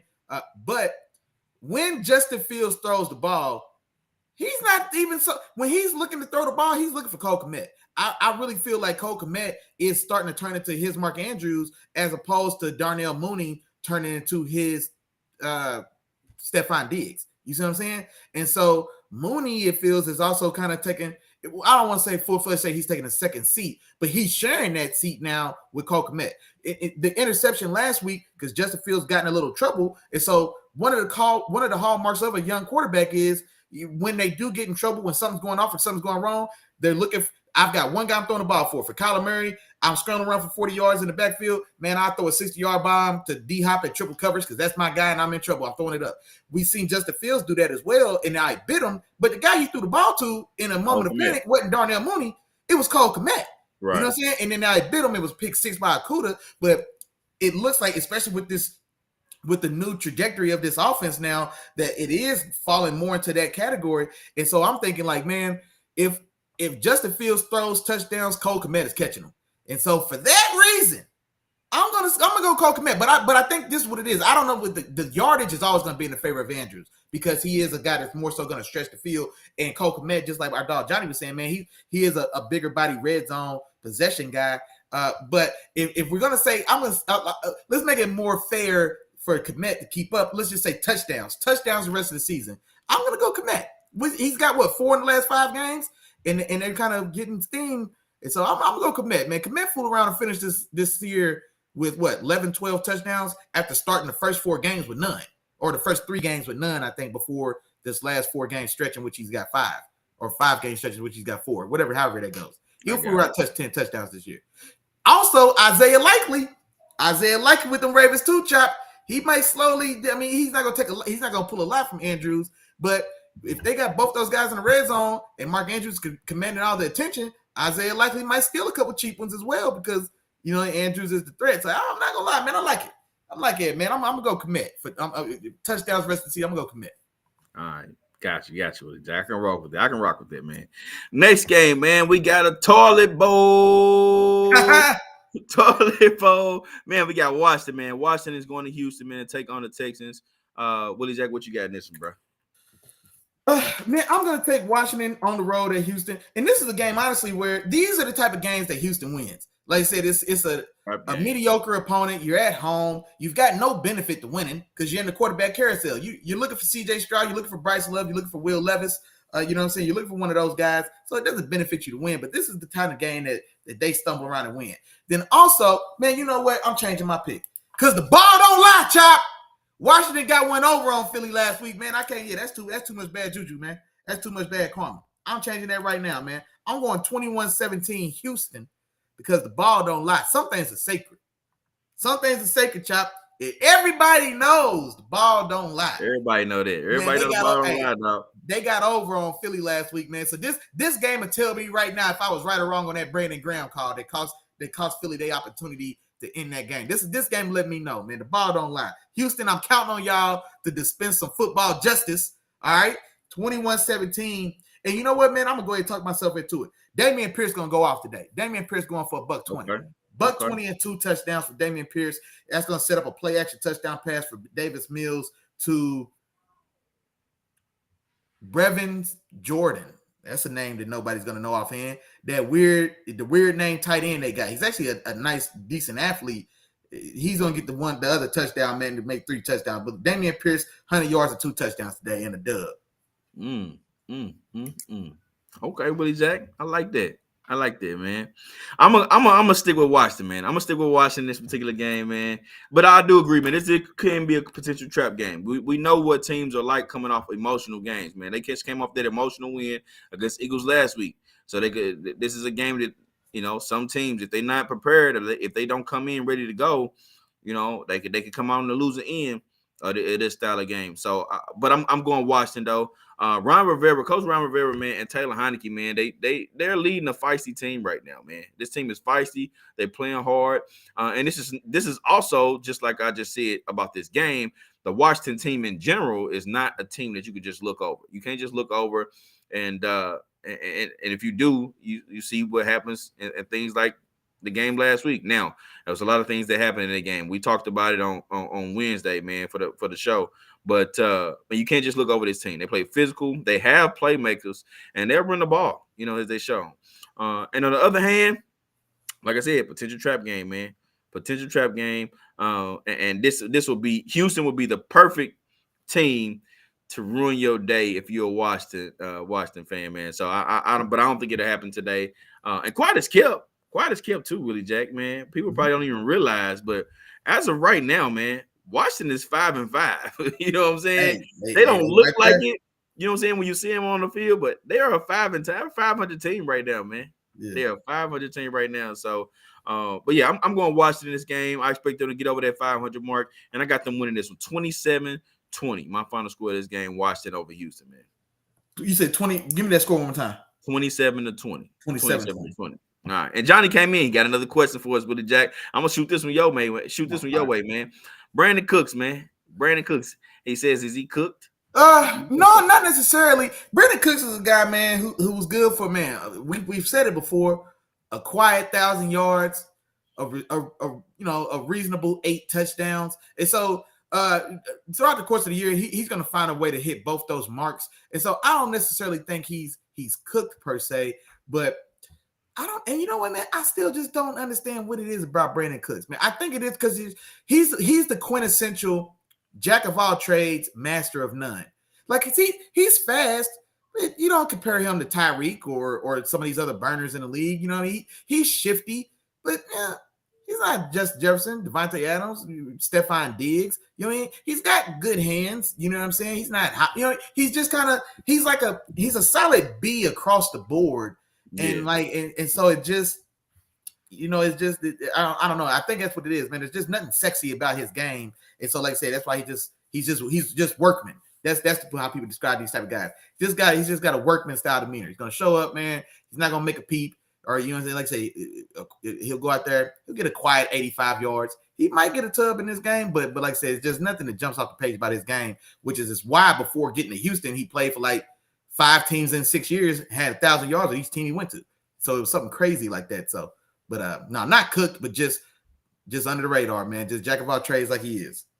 For sure. All right, Willie Jack. Let's move on to this next one, Willie Jack. We got another divisional game, man. It's also the second time around for these two teams, man. We got Las Vegas going to Denver to take on the Broncos. All right. And I'm gonna say this, Willie Jack, and I started this one off since I said it. I had a little bit to say about the Broncos, man, in our last Let the Film Speak on our Wednesday night episode, man. And here is where my take on that, you know what I'm saying, will either look good or show that Denver actually doesn't have a chance at all. Okay.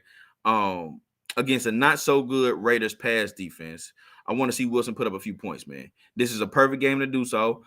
Like I said last week, they had struggles. They couldn't block. They wasn't protecting Wilson, and Wilson couldn't get the job done. But I did see certain things with him in the pocket that looked better from what I seen from the first 8 games of the season for this Denver team, man. And this is also an oven game for the Broncos, man. They lose this one, you can take them on out the oven, man. They cook, they done, they have no chance at all. You know what I'm saying? So sitting at 3-6, they absolutely have to win, you know what I'm saying, in this game right here. On the other side of it, the Raiders have had their struggles too, man.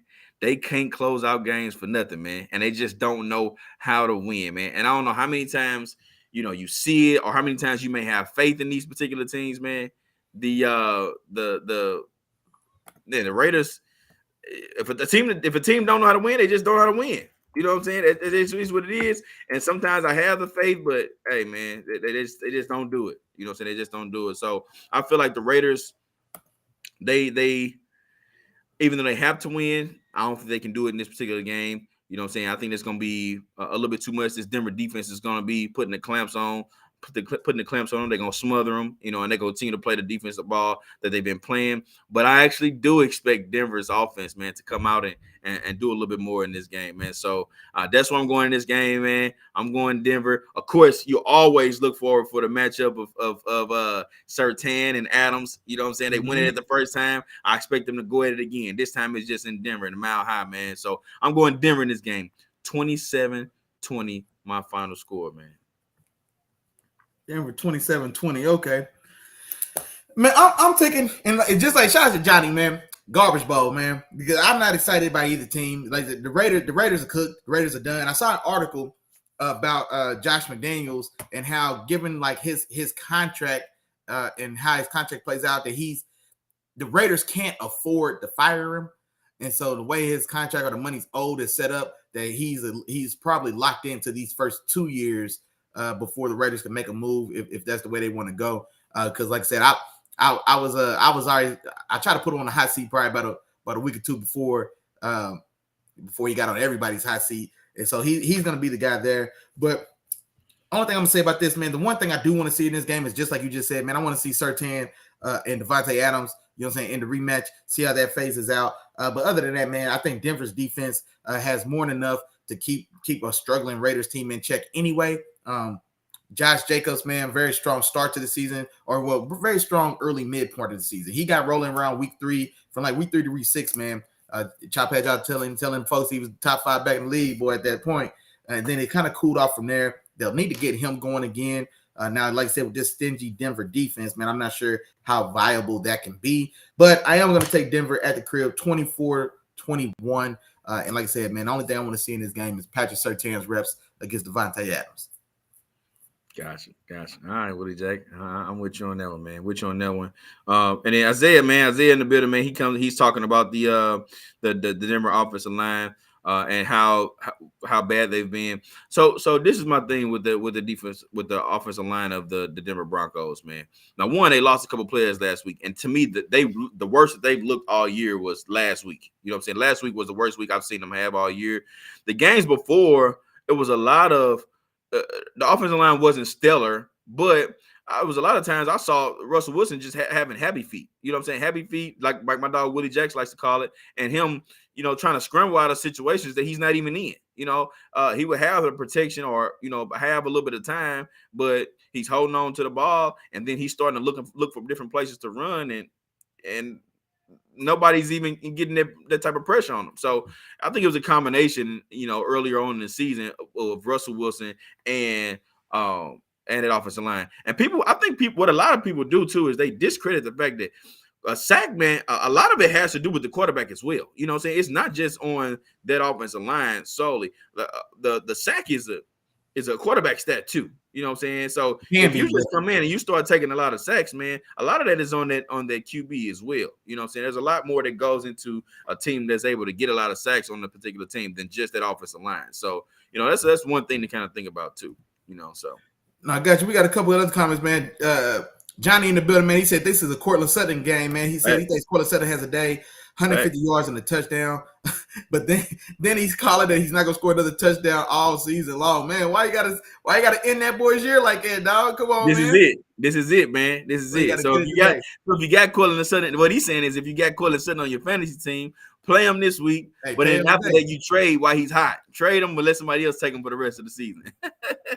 So. No, for sure. Yeah, I said, man, a couple of his comments as well, man. The offensive line regressing the way it looks to have been in Denver, just kind of what Chop was getting into, and kind of like Chop was saying, some of it's definitely on the line for sure. They've got to hold up and do their part, and then just also like Chop was saying, man, just circling back to that, the quarterback also has a responsibility to, for one, get the ball out in time, and for two, know how to sit in your pocket when they are giving you time as well. And so don't send yourself into sacks as well. So good comments there.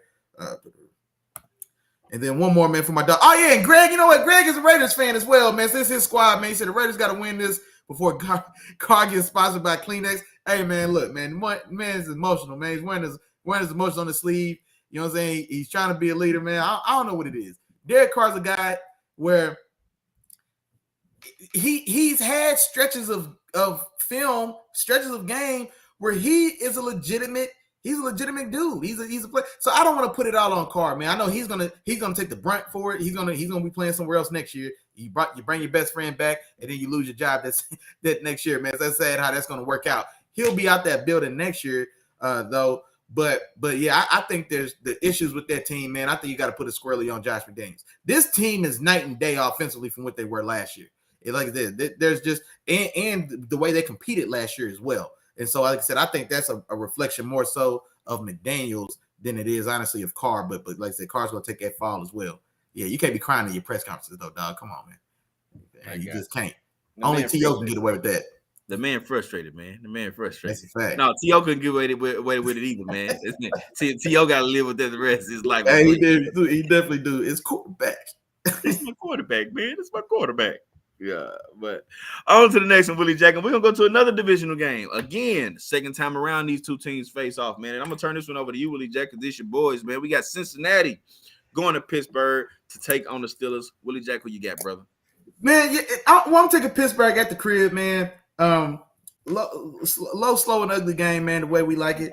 23-20 is the score I've got. Now, the good news about this one, man, Jamar Chase is still out. And so that is really what I'm hanging my hat on this. Now, Joe Mixon, we saw he did explode for 5 touchdowns, 4 on the ground, 200 total yards in the game. Was that two weeks ago? But same thing, kind of like we said before with Green Bay. With one off-ball week, don't do it, man. You got to show that that's going to be a real thing, something. You got to do it more consistently, man, before I start believing it or trusting it. Now, also, man, we do got TJ back. Minka Fitzpatrick, as far as what I was seeing earlier in the week, I didn't see today if it's confirmed or not, but he's making a push to play. He had appendicitis or whatever that missed last week, but they say he practiced Wednesday and Thursday, and normally, especially with the Steelers and Mike Tomlin, if you don't get 2 practices in, you ain't playing, like regardless of who you are. And so practicing this week tells me that it looks like he will be able to play. And he doesn't have an injury destination, so they do expect him to play this game. Okay, good. So yeah, we've got him back.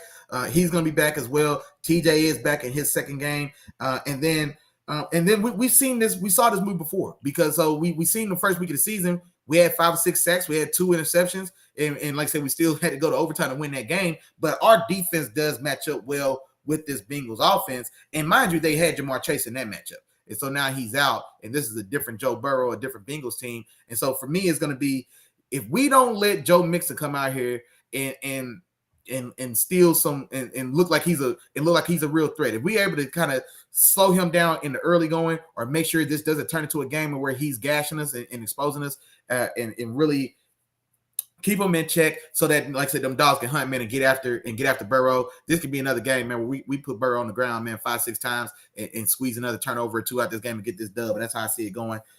We have found a little bit of a running game last week as well. I don't know what's going to go on with that, but I definitely expect our defense to carry the day, man. So 23-20, the boys bringing it home for me, man. Come on with it. I need it. Got you, Willie Jack. So I'm gonna jump into this one, but first and foremost, I can't remember who did you say you had in the Denver and Las Vegas game, man. Who did you pick? I took the Broncos 24-21. Okay, 24-21, you got Denver. Okay, cool. All right, moving on back to this game, Cincinnati at Pittsburgh. So, Willie Jack, I'm gonna go Cincinnati in this one, man. I'm gonna go Cincinnati in this one. Like I said, the second time this season, like during the first matchup, that's when I don't know if you remember, Willie Jack. That's when we really began to question whether or not that offensive line got any better with all the moves that they made. You know what I'm saying? Burrow was sacked 7 times that game, 3 by Alex Highsmith, which also brought me to my next point too. You know what I'm saying? You were talking about Alex Highsmith leading the league in sacks. The boy had 6.5 sacks before that 2-sack game. You know what I'm saying? Which means I understand why, you know what I'm saying, it wasn't a lot of noise going on around it. The sack stat has been a little bit low this year, you know what I'm saying, for around the league. You know what I'm saying? The boy was at 6.5, which means through 8 and 9 games, you know what I'm saying, he had 3 sacks. You know what I'm saying? So until he had that double sack game, this last one, he got him to 8.5. You know no, that's fair. No, well, and no, he definitely cooled out, especially when TJ got out and the defense changed. But I'm talking like the first 4 weeks of the season. Well, I guess I'm not. Was it 3? I didn't think it was 3. I thought he had 2 sacks that first game. But I was gonna say because he was somewhere sitting around like 5.5 or 6 sacks, and it was like week 3 or 4, and like it just didn't get no praise at all. Like because at that point he was still like having sacks consistently. You know what I'm saying? And it just didn't get talked about at all. And then then he fell off. And then but. Got you. So in that first game, man, the Cincinnati offensive line got beat around. They got knocked around. That was when TJ. I think that was probably the last game we seen TJ before he was out. You know what I'm saying? For the game, for the extended time that he missed. You know what I'm saying? And like I said, Burrow was sacked 7 times, 3 by Alex Highsmith. Burrow also threw 4 interceptions this game. I think the first pass of the game was a pick 6 to Minkah Fitzpatrick. So that was just a rough game all the way around for this Cincinnati offense. And like I said, that's when we started to question, like, all right, what's up? They spent all this money on this offensive line. All right, where offensive line? This game, this time around, will show us for real if that offensive line has actually improved. You know what I'm saying? We've seen, and it looks like they've shown improvement as the year was going on. And like we said, offensive line is not just a single guy thing. You know, you have to learn how to play as a unit, and they're gonna have to play as a unit today, especially with big play TJ being back, him and that defensive line unit. They're gonna bring it again this game. You know what I'm saying? So they have to play better. And oddly enough, I think this game really is going to come down to Pittsburgh's offense versus Cincinnati's defense. You know what I mean? And it's not that Cincinnati's defense is just overly, just powerful or dominant, but it matches up well because the Pittsburgh offense is not overly dominant as well on offense. You know what I'm saying? They don't get much going on there. So they have to figure out a way to score some points, you know what I'm saying? Or try to make this game ugly, get a few picks, get a sack fumble, you know what I'm saying, and pick and recovery and, turn that ball over. But all in all, man, I just don't think the same thing happens this game as what happened the first game. I don't see Burrow throwing 4 interceptions. I don't see him getting sacked 7 times. I see this being a different game because all in all, even with all that happening, they only lost the game by 3 and it went to overtime. You know what I'm saying? And Minkah had to block a field goal. And they still had to block a field goal. So it took a whole bunch for it took a whole bunch for that Pittsburgh to pull out that W. And like I said, I don't see the same thing happen in this particular game. So I got Cincinnati winning this one, man, 24-14 over Pittsburgh, man, in the competitive game, a physical game. But I think Cincinnati is able to, go ahead and pull it out. Hey, hold on real quick, man. Shout out to my Steelers brethren, man, in the building. Josh Nichols, man, what's going on with you, big dog, man? I see you, man. Hey, you fell in right in time, big dog. Don't listen to Chop, man. Chop don't, we know about Chop, man. I'm trying to get him hip, though, man. But yeah, don't worry about what he talking about. Because I'm about to go get with my boy anyway, man. I'm about to go meet him. We're gonna talk some trash together, man. Hey, there you go. Yeah, because Chop said he don't see 7 sacks and 4 picks. That's exactly what I see this game. That's exactly what I see. So I don't know what Chop looking at, big dog. But hey, we handling business today, big dog. Mike Tita pulled out the color rush as well. We got all black things on tonight. Come on, man. Hey, check this out. Hey, Josh, man. I know you at the marquee, right? Hey, man, go talk to the owner, man. Tell the owner, turn the TVs on YouTube, put it on, let the film speak, man. Let us play in the marquee before the games. Come on, man. Yeah. Go tell them right now, man. Go put it on. Have us going on the TV. They need to hear this wisdom that me and Willie Jack spit out. That's a fact. Yeah, man. When them All Blacks come on, man, it's something different, boy. Mike T dusting off them All Blacks today, boy. It's business. You got the All Blacks on today? He said forget them Black Forces. We got the All Black unis on today, boy. That means work getting done. Wait. Hey, I'm anxious to see what's gonna happen, man. I'm gonna be paying attention. On to the next game, Willie Jack, man, and this one is our This is a Monday night game, man. A Monday night game, and we got San Francisco, another divisional matchup, going to Arizona to take on the Cardinals, man. I'll start this one off with a jacket. I'm just gonna go San Francisco on this one, man. San Francisco is hitting this stride, man, at the perfect time. This is the perfect time to be hitting the stride, and I think one of the biggest things for this team, well, one was bringing over Christian McCaffrey, but two was getting Elijah Mitchell back. Like I said last week, they operated by committee this past week, and I think if they continue to do that, that's going to open up so much more for this offense. And I actually think right now, Shanahan is in a whole different bag, man. He has a full toolbox of weapons now. You got Debo back. Ayuk is looking like the perfect role player alongside a lot of these guys. They haven't even had to. Role players sound too low. Complimentary player. Okay, the perfect complementary or complement to the rest of the weapons that they have. Yeah. And the crazy part is they ain't even had to unleash Kittle yet, man. Kittle just waiting in the wings. You know he still got it. You know he's still waiting to unleash, you know what I'm saying, a 7-catch, 40-yard game. You know what I'm saying? That's just a one call away. That's just hey, man, today that day, dog. Today's that day. You getting the rock early and often in this game. They got so many weapons and he got so many things and toys to play with, man, that this is looking real scary, honestly. And you know what? Hey, like I said before, I ain't never been scared, man. You talking about the NFC champs right here, man. San Francisco, your NFC champs, man. I'm calling it right now. I'm just gonna put it on up there. Hey, I'm glad you got on board because I already told y'all they was going to see the Eagles in the championship, the Niners and Eagles in that championship game. I'm not ready to pick the winner just yet, but yeah. If long as we don't have no injuries, no catastrophic injuries. No, don't back off of it, bro. Don't back off of it, man. Hey, man. I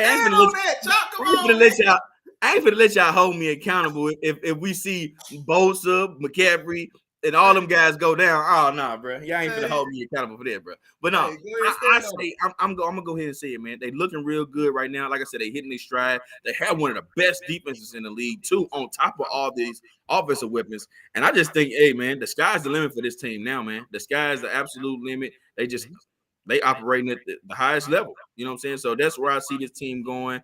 And yeah, man, Arizona, I just don't know what's going on with y'all. Kyler actually might be out this game. He might not even be playing. But if he plays, I mean, the San Francisco defense is still one of the best in the business. So I expect San Francisco to win this one pretty comfortably. I got 30 to 20, my final score of this game, man. San Francisco over Arizona. Well, and honestly, I've got San Francisco winning on the road, of course, but I didn't know that Kyler was also out or potentially out for this one. Because I think he's a game time decision this game, which to me that means even if he plays, he's not going to be 100%, which means they're not going to be able to do much anyway. You know what I'm saying? So he's still showing questionable. So yeah, it's just a matter of what happens at the game time decision, man. Excuse me. Okay. Yeah. I'm also taking San Francisco. Now I had it a little closer initially. I had it 30-27 because I did think. I thought Kyler was coming back, and I thought Kyler and Hop and Kyler and Rondale Moore could have success on the outside against these corners. If you had to have, like, I guess, one knocker or weak spot, so to say, for this Niners team, I'd probably say it's the corner room. We like their young safety, Halanoa Hufanga. Hufanga. We like him. He's playing ball, man. You know, so we like him. He's playing ball. Jimmy Ward is the other safety back there, the longtime stalwart. He's another one of those guys, man. Just kind of jack of all trades, master of none.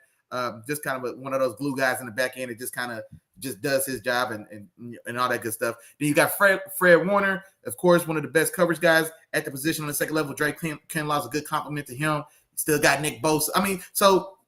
If there was a weak spot on that defense, which is pretty talented, like Chop was saying, like I said, it would be probably the corners if you had to pick at somebody. And then this is the team, like I said, with Hop and Rondale Moore catching his stride. I thought that maybe they can make this interesting there if they get that pass game going. But if now you're telling me that Kyler is questionable and likely out, I'm going to drop my score, man. I'm going to go 30-24 because I think it's one of the things where maybe he plays, but he's still not necessarily up to par or, you know, as healthy as we want him to be. But if he does play, man, I think they find a way to score some points. I'm going 30-24. San Francisco on the road. Man, I don't know, man. 30 points is a lot of points to score on the road. Jimmy G is still your quarterback. Yeah, 30-24 is fine. 30-24. I would say, yeah. I don't think that's they can do it, man. All them weapons they got, woo-wee. Yeah.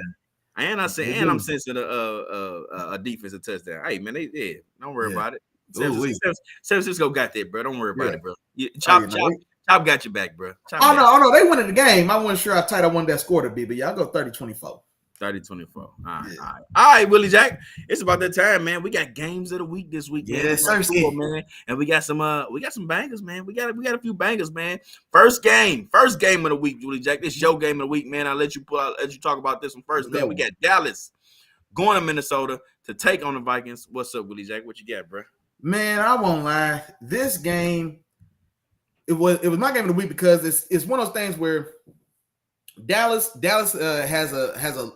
takes a loss in a game they probably should have won, and then Minnesota wins a game they probably should have lost. And so it's for those reasons. One team is motivated by one thing, the other team motivated by another.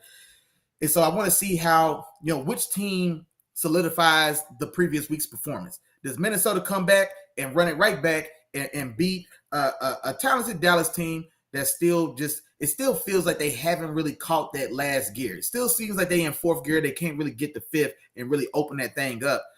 Is how I'm feeling. And so do they get that dub and solidify like, nah, Buffalo wasn't no fluke. We run it right back. You know what I'm saying? We handle business. We smack them. We smack Cowboys as well. Or does Dallas come back and now they've got a little bit of that motivation to where like, man, we let one get away. You know what I'm saying? In Green Bay there. And so now they need to get out there and, like I said, and set their name straight. You know what I'm saying? Clean a little dirt off their name in these streets. You know what I'm saying? And go get a dub on the road at Minnesota as well. And so, man, for that reason, that's why it's a compelling game. Talk to me, brother. I know. You want to save it? You want to think about it a little bit more? Yeah, go ahead, talk me through it real quick, man. Okay, yeah, okay. Tom in the building. Hey, he said Dallas does not beat playoff teams. Mm-hmm. Hey, Tom, I'm rocking with you, dog. Give me Minnesota, man. Dallas don't beat playoff teams, man. Tom has said it. When Tom told me Baby Moss was going for 2 touchdowns and the boy got 3, I owe him one, Chop. I owe him one. Hey, Tom, this your one right here, man. Look, he whoa. He said Minnesota by 17. Is that how you feel? I told him I owe him one. I owe him one, Chop. I'm going to let him ride. He said Minnesota by 17. All right, so that's going to tell me. So that means this game got to be what? 31-14 Minnesota at home? Man, I like it now. Now that he done got me gassed up. 31-14 Minnesota. Because Tom told me Baby Moss was going for 2 touchdowns, and he got 3. Hey, I owe the boy one, man. Minnesota gonna open this thing on up then. And you know what? I'll make it make sense. What Jettas go for last week, man? 10 for 193. 193? I don't know about another 193. I'm gonna give him 130, but I think Dalvin Cook gets busy this game. The Packers really stayed in that game and exposed a little bit of how soft Dallas was in the middle. So this could be a Dalvin Cook game, man. Let's give Dalvin a buck. Oh man, TP. Oh man. All right, yeah, you gotta talk. Go ahead, talk, Chop. I'm gonna stick with Minnesota 31-14, man. I'm gonna go ahead and listen to my dog Tom. But yeah, man, I think this could be a good game offensively on both sides of the ball, man, in the air and on the ground for Minnesota, man. And so, but I think the combination of both is probably going to be a little overwhelming. Whereas Dallas, that passing game still hasn't got smooth for Dallas. It just really hasn't. I would imagine now Zeke has got to be. I guess they're going to finally let Zeke back in this mix. And so Tom did. Hey, Tom. Hey, if Tom pulls this one off, man, you get a pick a week, Tom. You get a pick a week for the rest of the season. Minnesota win this game by 17 times. You gonna call one of my games a week, man. I got you. Come on. Hey, man. I'm speechless, man. I don't know what to say, man. Yeah. Hey, man. Think about how random it. Tom called Baby Moss for 2 touchdowns last week, dog. The boy had 3. How random is that? Like, hey. Okay. All right. Yeah.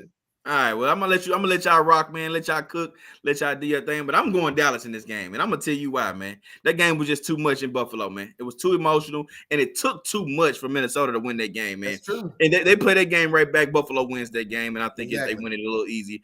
You talking about they needed a one-handed mouse by Justin Jefferson. You needed a fumble at the goal line by Josh Allen, and you needed a 4th down penalty.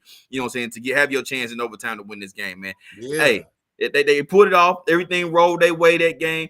Not this game, man. They going against a Dallas team, one who is has one of the better defenses in the league. Two, has an offense that can put up a lot of points. You know what I'm saying? So this is the thing, right? Here's the key to the game, right? The key to the game, like you said, is going to be that run offense for Minnesota and that run defense for Dallas. You know what I'm saying? That's been the one part that Dallas has shown that they can be susceptible to is the run. You know what I'm saying? Teams can have a little success running on them. So that means Dalvin Cook, you know what I'm saying? This is a big day for you. You know what I'm saying? If they're going to win, it's going to have to be a big day. If not, then you putting Minnesota in a tough situation. You talking about Kirk Cousins, who's still Kirk Cousins, by the way. You know what I'm saying? Let's put it out there. He's still Kirk Cousins. Now, he's playing some solid ball for sure. You know what I'm saying? And he always does. But he's still Kirk Cousins. You know what I'm saying? I'm still not putting him over having, rough games here and there. And this could be that if they get into a situation where they have to pass the ball. Because then you allow Dallas's defense to pin their ears back. DeMarcus Lawrence and Michael Parsons and those guys to come in and get after the passer. You know what I'm saying? And you allow some of those guys on the back end to make plays. You thought Darius Slay had, a good game against Kirk Cousins earlier in this year. You know what I'm saying? We could be looking at a big game for Trayvon Diggs, you know what I'm saying, on his side of the ball too, man, making plays and turning that ball over. So I'm going Dallas in this game, man. I'm going Dallas. I just think that the game was a lot last week. They're coming off of that big win, and it's a lot to expect them to come in and have another big win against another team that's near the top of the league. So it's going to be a tough one, man, but I think Dallas goes in and they handle business, man. Now, it will be a good one. It's going to be exciting. I got 34-27, man. 34-27. It's an exciting game. They're going to put up a few points, but I got Dallas coming away with this W, man. Dallas coming away with a W. And, that's just what it is, man. I apologize to you and Tom. I know you're rocking with your dog, you know what I'm saying? But 31-14, I don't know, brother. I don't know, 31-14. But, hey, you rocking with your dog. I respect it, bro. Yeah, man. I got to give him one. I got to give him one, man. As I said, Baby Moss ain't caught a cold since he was 3 years old. He caught 3 touchdowns last week out of nowhere. Boy, I got to give him one. But he makes a good point, man. Dallas does. It feels the Dallas is the quintessential team where they generally speaking, they generally do pretty well against the teams they're supposed to beat. But then to Tom's point, man, they do tend to kind of struggle or have a rougher time with like legitimate teams or legitimate opposition. Hey, MK, man, shout out to my dog MK in the building, man. What's going on? He said Dallas ain't winning nothing, man. Hey, it's the way it's looking, and that's where I was getting at with Dallas, man. It feels like they still just like when Dak came back and filled in for Cooper's Cowboys, man. That was a fun thing for a while. But when he came back and filled in, and now that he's been back for 3-4 games now, I still feel like they haven't took the full step that I wanted or expected them to see like once Dak got in. Like say even last week, man, the miscommunication, there was an interception when CeeDee Lamb runs a bad route. He runs a lazy route. You know what I'm saying? You gotta make that hard dig, you gotta make that end break cut in front of the safety. You can't sag and go soft and then float behind them because Dak's throwing that ball on time and where it's supposed to be. That's an easy interception. So things like that, man, are troubling for me when I see it. And the fact that they in the news begging OBJ to sign him as well. They also don't have a lot of confidence in that passing game. Also, Patrick Peterson feeling himself, man. 2 picks off of Big Josh last week. You still got Darius Smith in that defense, man. They're playing pretty aggressive. And like I said, I think Dalvin does have a day in this one, man. I'm gonna give Dalvin my player of the week. I like what you said about Kamara. I'm gonna go Dalvin that same way. So no, I'm not. No, that's a lot. I'm gonna go 120 yards and 2 touchdowns for Dalvin Cook. To really, and I think he does a lot of his work early to kind of open up that lead. And then no. He does a lot of his work late.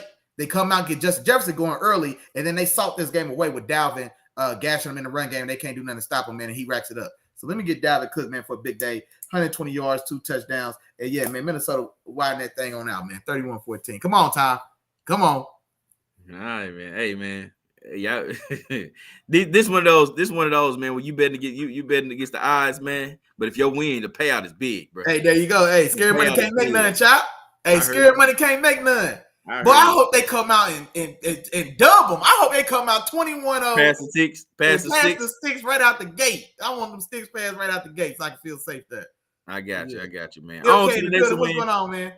And let's talk about my game of the week, man. My game of the week, man, is the Kansas City Chiefs going to Los Angeles to take on the Chargers, man. Very exciting game. And it's also another game, divisional matchup. Second time of the year, man. We're going to get some Hey, Willie Jack, I wouldn't be surprised, man, if we both get upset in a few of these different divisional games, man. We've seen so many strange things happen in these games.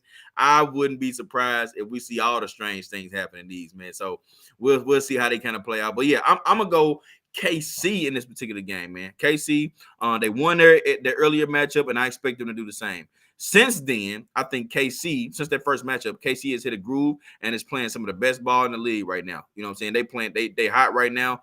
Project Pat is playing like MVP. You know what I'm saying? Project Pat in the building. Come on, man. I can rock with them. Project Pat is playing like an MVP, man. The defense is playing some solid ball as well. The Chargers, on the other hand, man, they are still a little banged up. Now, they're still going to be without Bosa and J.C. Jackson. You know what I'm saying? Now, J.C. Jackson wasn't playing as well anyway, but they were going to be without Bosa and J.C., in which they had Bosa the first time. They do get Allen and Mike Williams back, but I think it may take some time for them to get back in rhythm. You know what I mean? I think it's going to take a little bit of time for them to get their rhythm back and get back going and get in their groove.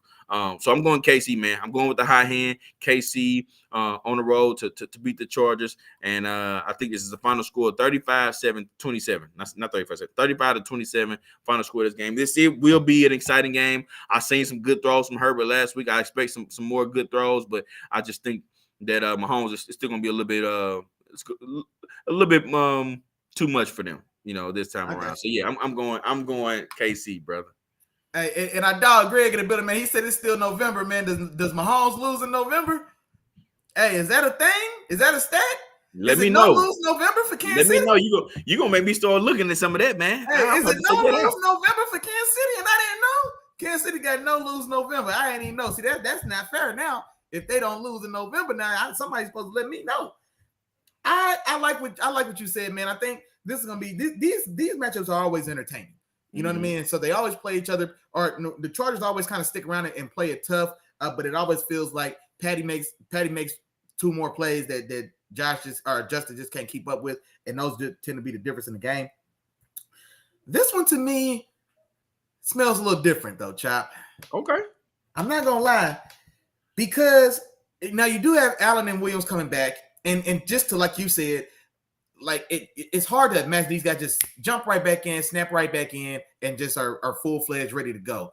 But the thing about that is this is a divisional matchup, and so they already know the team they're going against. So you know what I mean? And so there is a little, I guess, less on your plate schematically because you know the opponent so well. And Kansas City's secondary room is a young group. It's been a young group all year. They played pretty well, but it's still a young group. They've tried it out 3 starting DBs in the secondary for 4, 5, 6 games now. And like I said, so a lot of times those guys are holding up, and then sometimes not so much. And I think quietly, man, Justin Herbert is playing some. He's looking very good in spots, but that's always the thing with him. I don't know, man. I'm trying to talk myself into this upset, Chop. Until Greg, I had Kansas City initially. I'll say this: I had Kansas City initially 30-27, and then I got to thinking, like, I don't know, man, because Kansas City's coming in.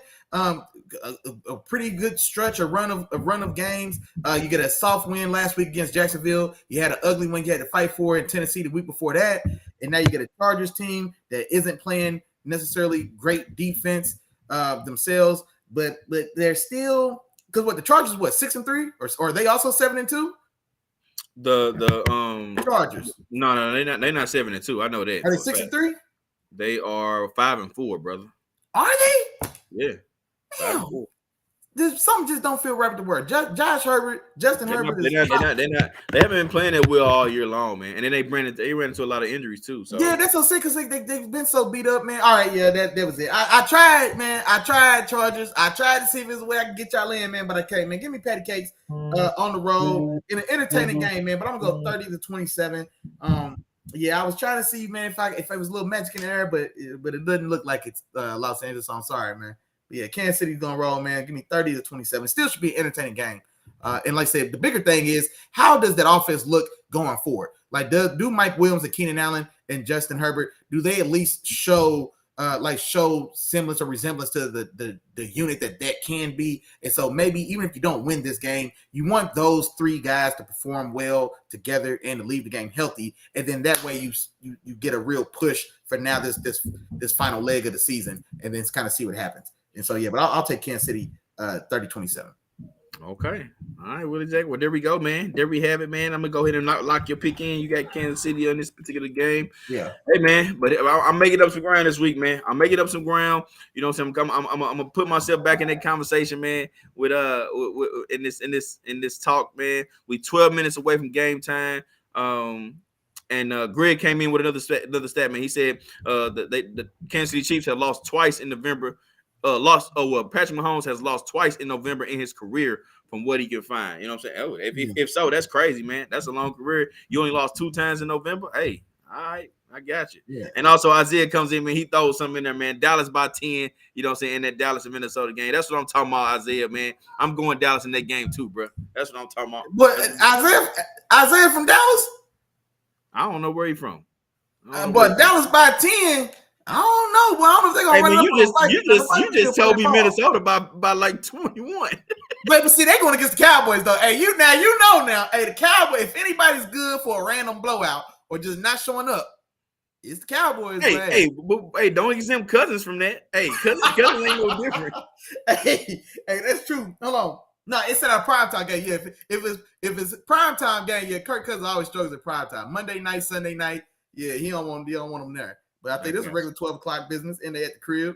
Yeah, I think they safe from a blowout at least. I don't know if they'll win if they safe from a blowout. But it sounds like that's it. That's all, man. Yeah, man. I think that's about it. Like I said, we 10 minutes away from game time, man. This is enough time. We're gonna get y'all out of here. We gave y'all enough nuggets, man, for y'all to go ahead and get your fantasy lineup set. And since we're talking about the fantasy lineups, we're gonna talk about the performers of the week one more time. Willie Jack again. I got Alvin Kamara as my performer of the week this week. I got 150 yards from scrimmage, 3 touchdowns. You know what I'm saying? From every which way, man. So that's my performer of the week. Willie Jack, who your performer of the week, man? And you know what, man? I keep playing with Dalvin Cook, man. I'm gonna stop doing that. I'm gonna match you. I'm gonna match your production for Kamara, but I'm gonna give it to Dalvin Cook. I'm also gonna go 150 and 3 touchdowns. If they win this game by 17 points, it'll definitely be that Dalvin, I think, controlled this game. So you know what I'm saying? Like not only keeping Dallas off the field, but then also cashing in and scoring touchdowns. So I'll give him 150 and 3 touchdowns as well. And then also, man, I dropped another little baby nugget, man. I think Dameon Pierce is gonna carry those Texans to a dub against Washington because the ball don't lie, Washington. All right, the ball don't lie, man. Look for Dameon Pierce, man. Go over 100. 2 touchdowns today as well, man. They gonna sneak a dub. All right, for sure. Willie Jack, man, that's pretty much it, man. Go ahead and wrap us up, man. That's it. That's all, man. Talk to him. Hey, that's it. That's all, man. What is this? Week 11? Week 11, man. Week 11. Kick off for 9 minutes. Baby.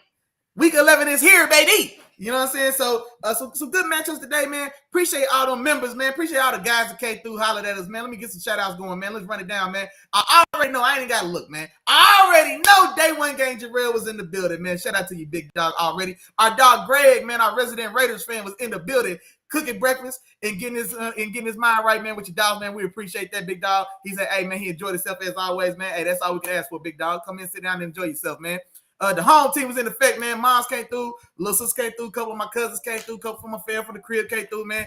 TC, man, little cousin Buster. Man, Johnny was in the building today, real strong, man. Appreciate the love, big dog, as always. Say So was in the building, man. What's going on, man? My dog Josh Nichols, you know what I'm saying? My Steelers brethren. We was in here real strong, man. Appreciate the love as always, man. Hey, I'm looking for you. Call him Top. If you got him, call him Chop. I'm missing some folks I know. Oh, man, Buck Red, Josh was in the Joseph Isaiah, Tom is in the building. Oh, yeah, he already got my dog Tom for sure. Okay. Hey, man, wifey was in the building, man. Sis was going on. She was in the building for sure. Tom did. Let's go. Tom did. Hey, Tom did. Boy, Tom better not get nothing wrong, nothing else right, because now we're going to have to say Tom did when he gets something right, man. We're going to have to. Hey, man, other than that, man, I'm scrolling. Hey, man, you know what's going on. Oh, Isaiah. Don't let me forget you as well, big dog. But other than that, man, hey, you know what's going on. If I forgot to say your name, come on, man. Charge it to my head, man. Don't charge it to my heart. You know we thinking about you, big dog. Come on, man. It's Sunday. It's week 11. Football's about to start. You got 10 hours to do nothing but sit in front of your TV with an adult beverage or two and enjoy your football Sunday, man. Ain't nothing else you can ask for, man. Everybody have fun. Everybody be safe. We appreciate all the love and support as always, man. Y'all know what's going on. Y'all tap in the chat. You also got 7 minutes to get your picks in. You know what I'm saying? Hey, I think that's it. I think I hit it all that time, man. Hey, we will be back Wednesday, 7 o'clock, man. Till then, get at me in the chat, man. Let me know what your team's doing, and we will holler at you. Peace. Peace.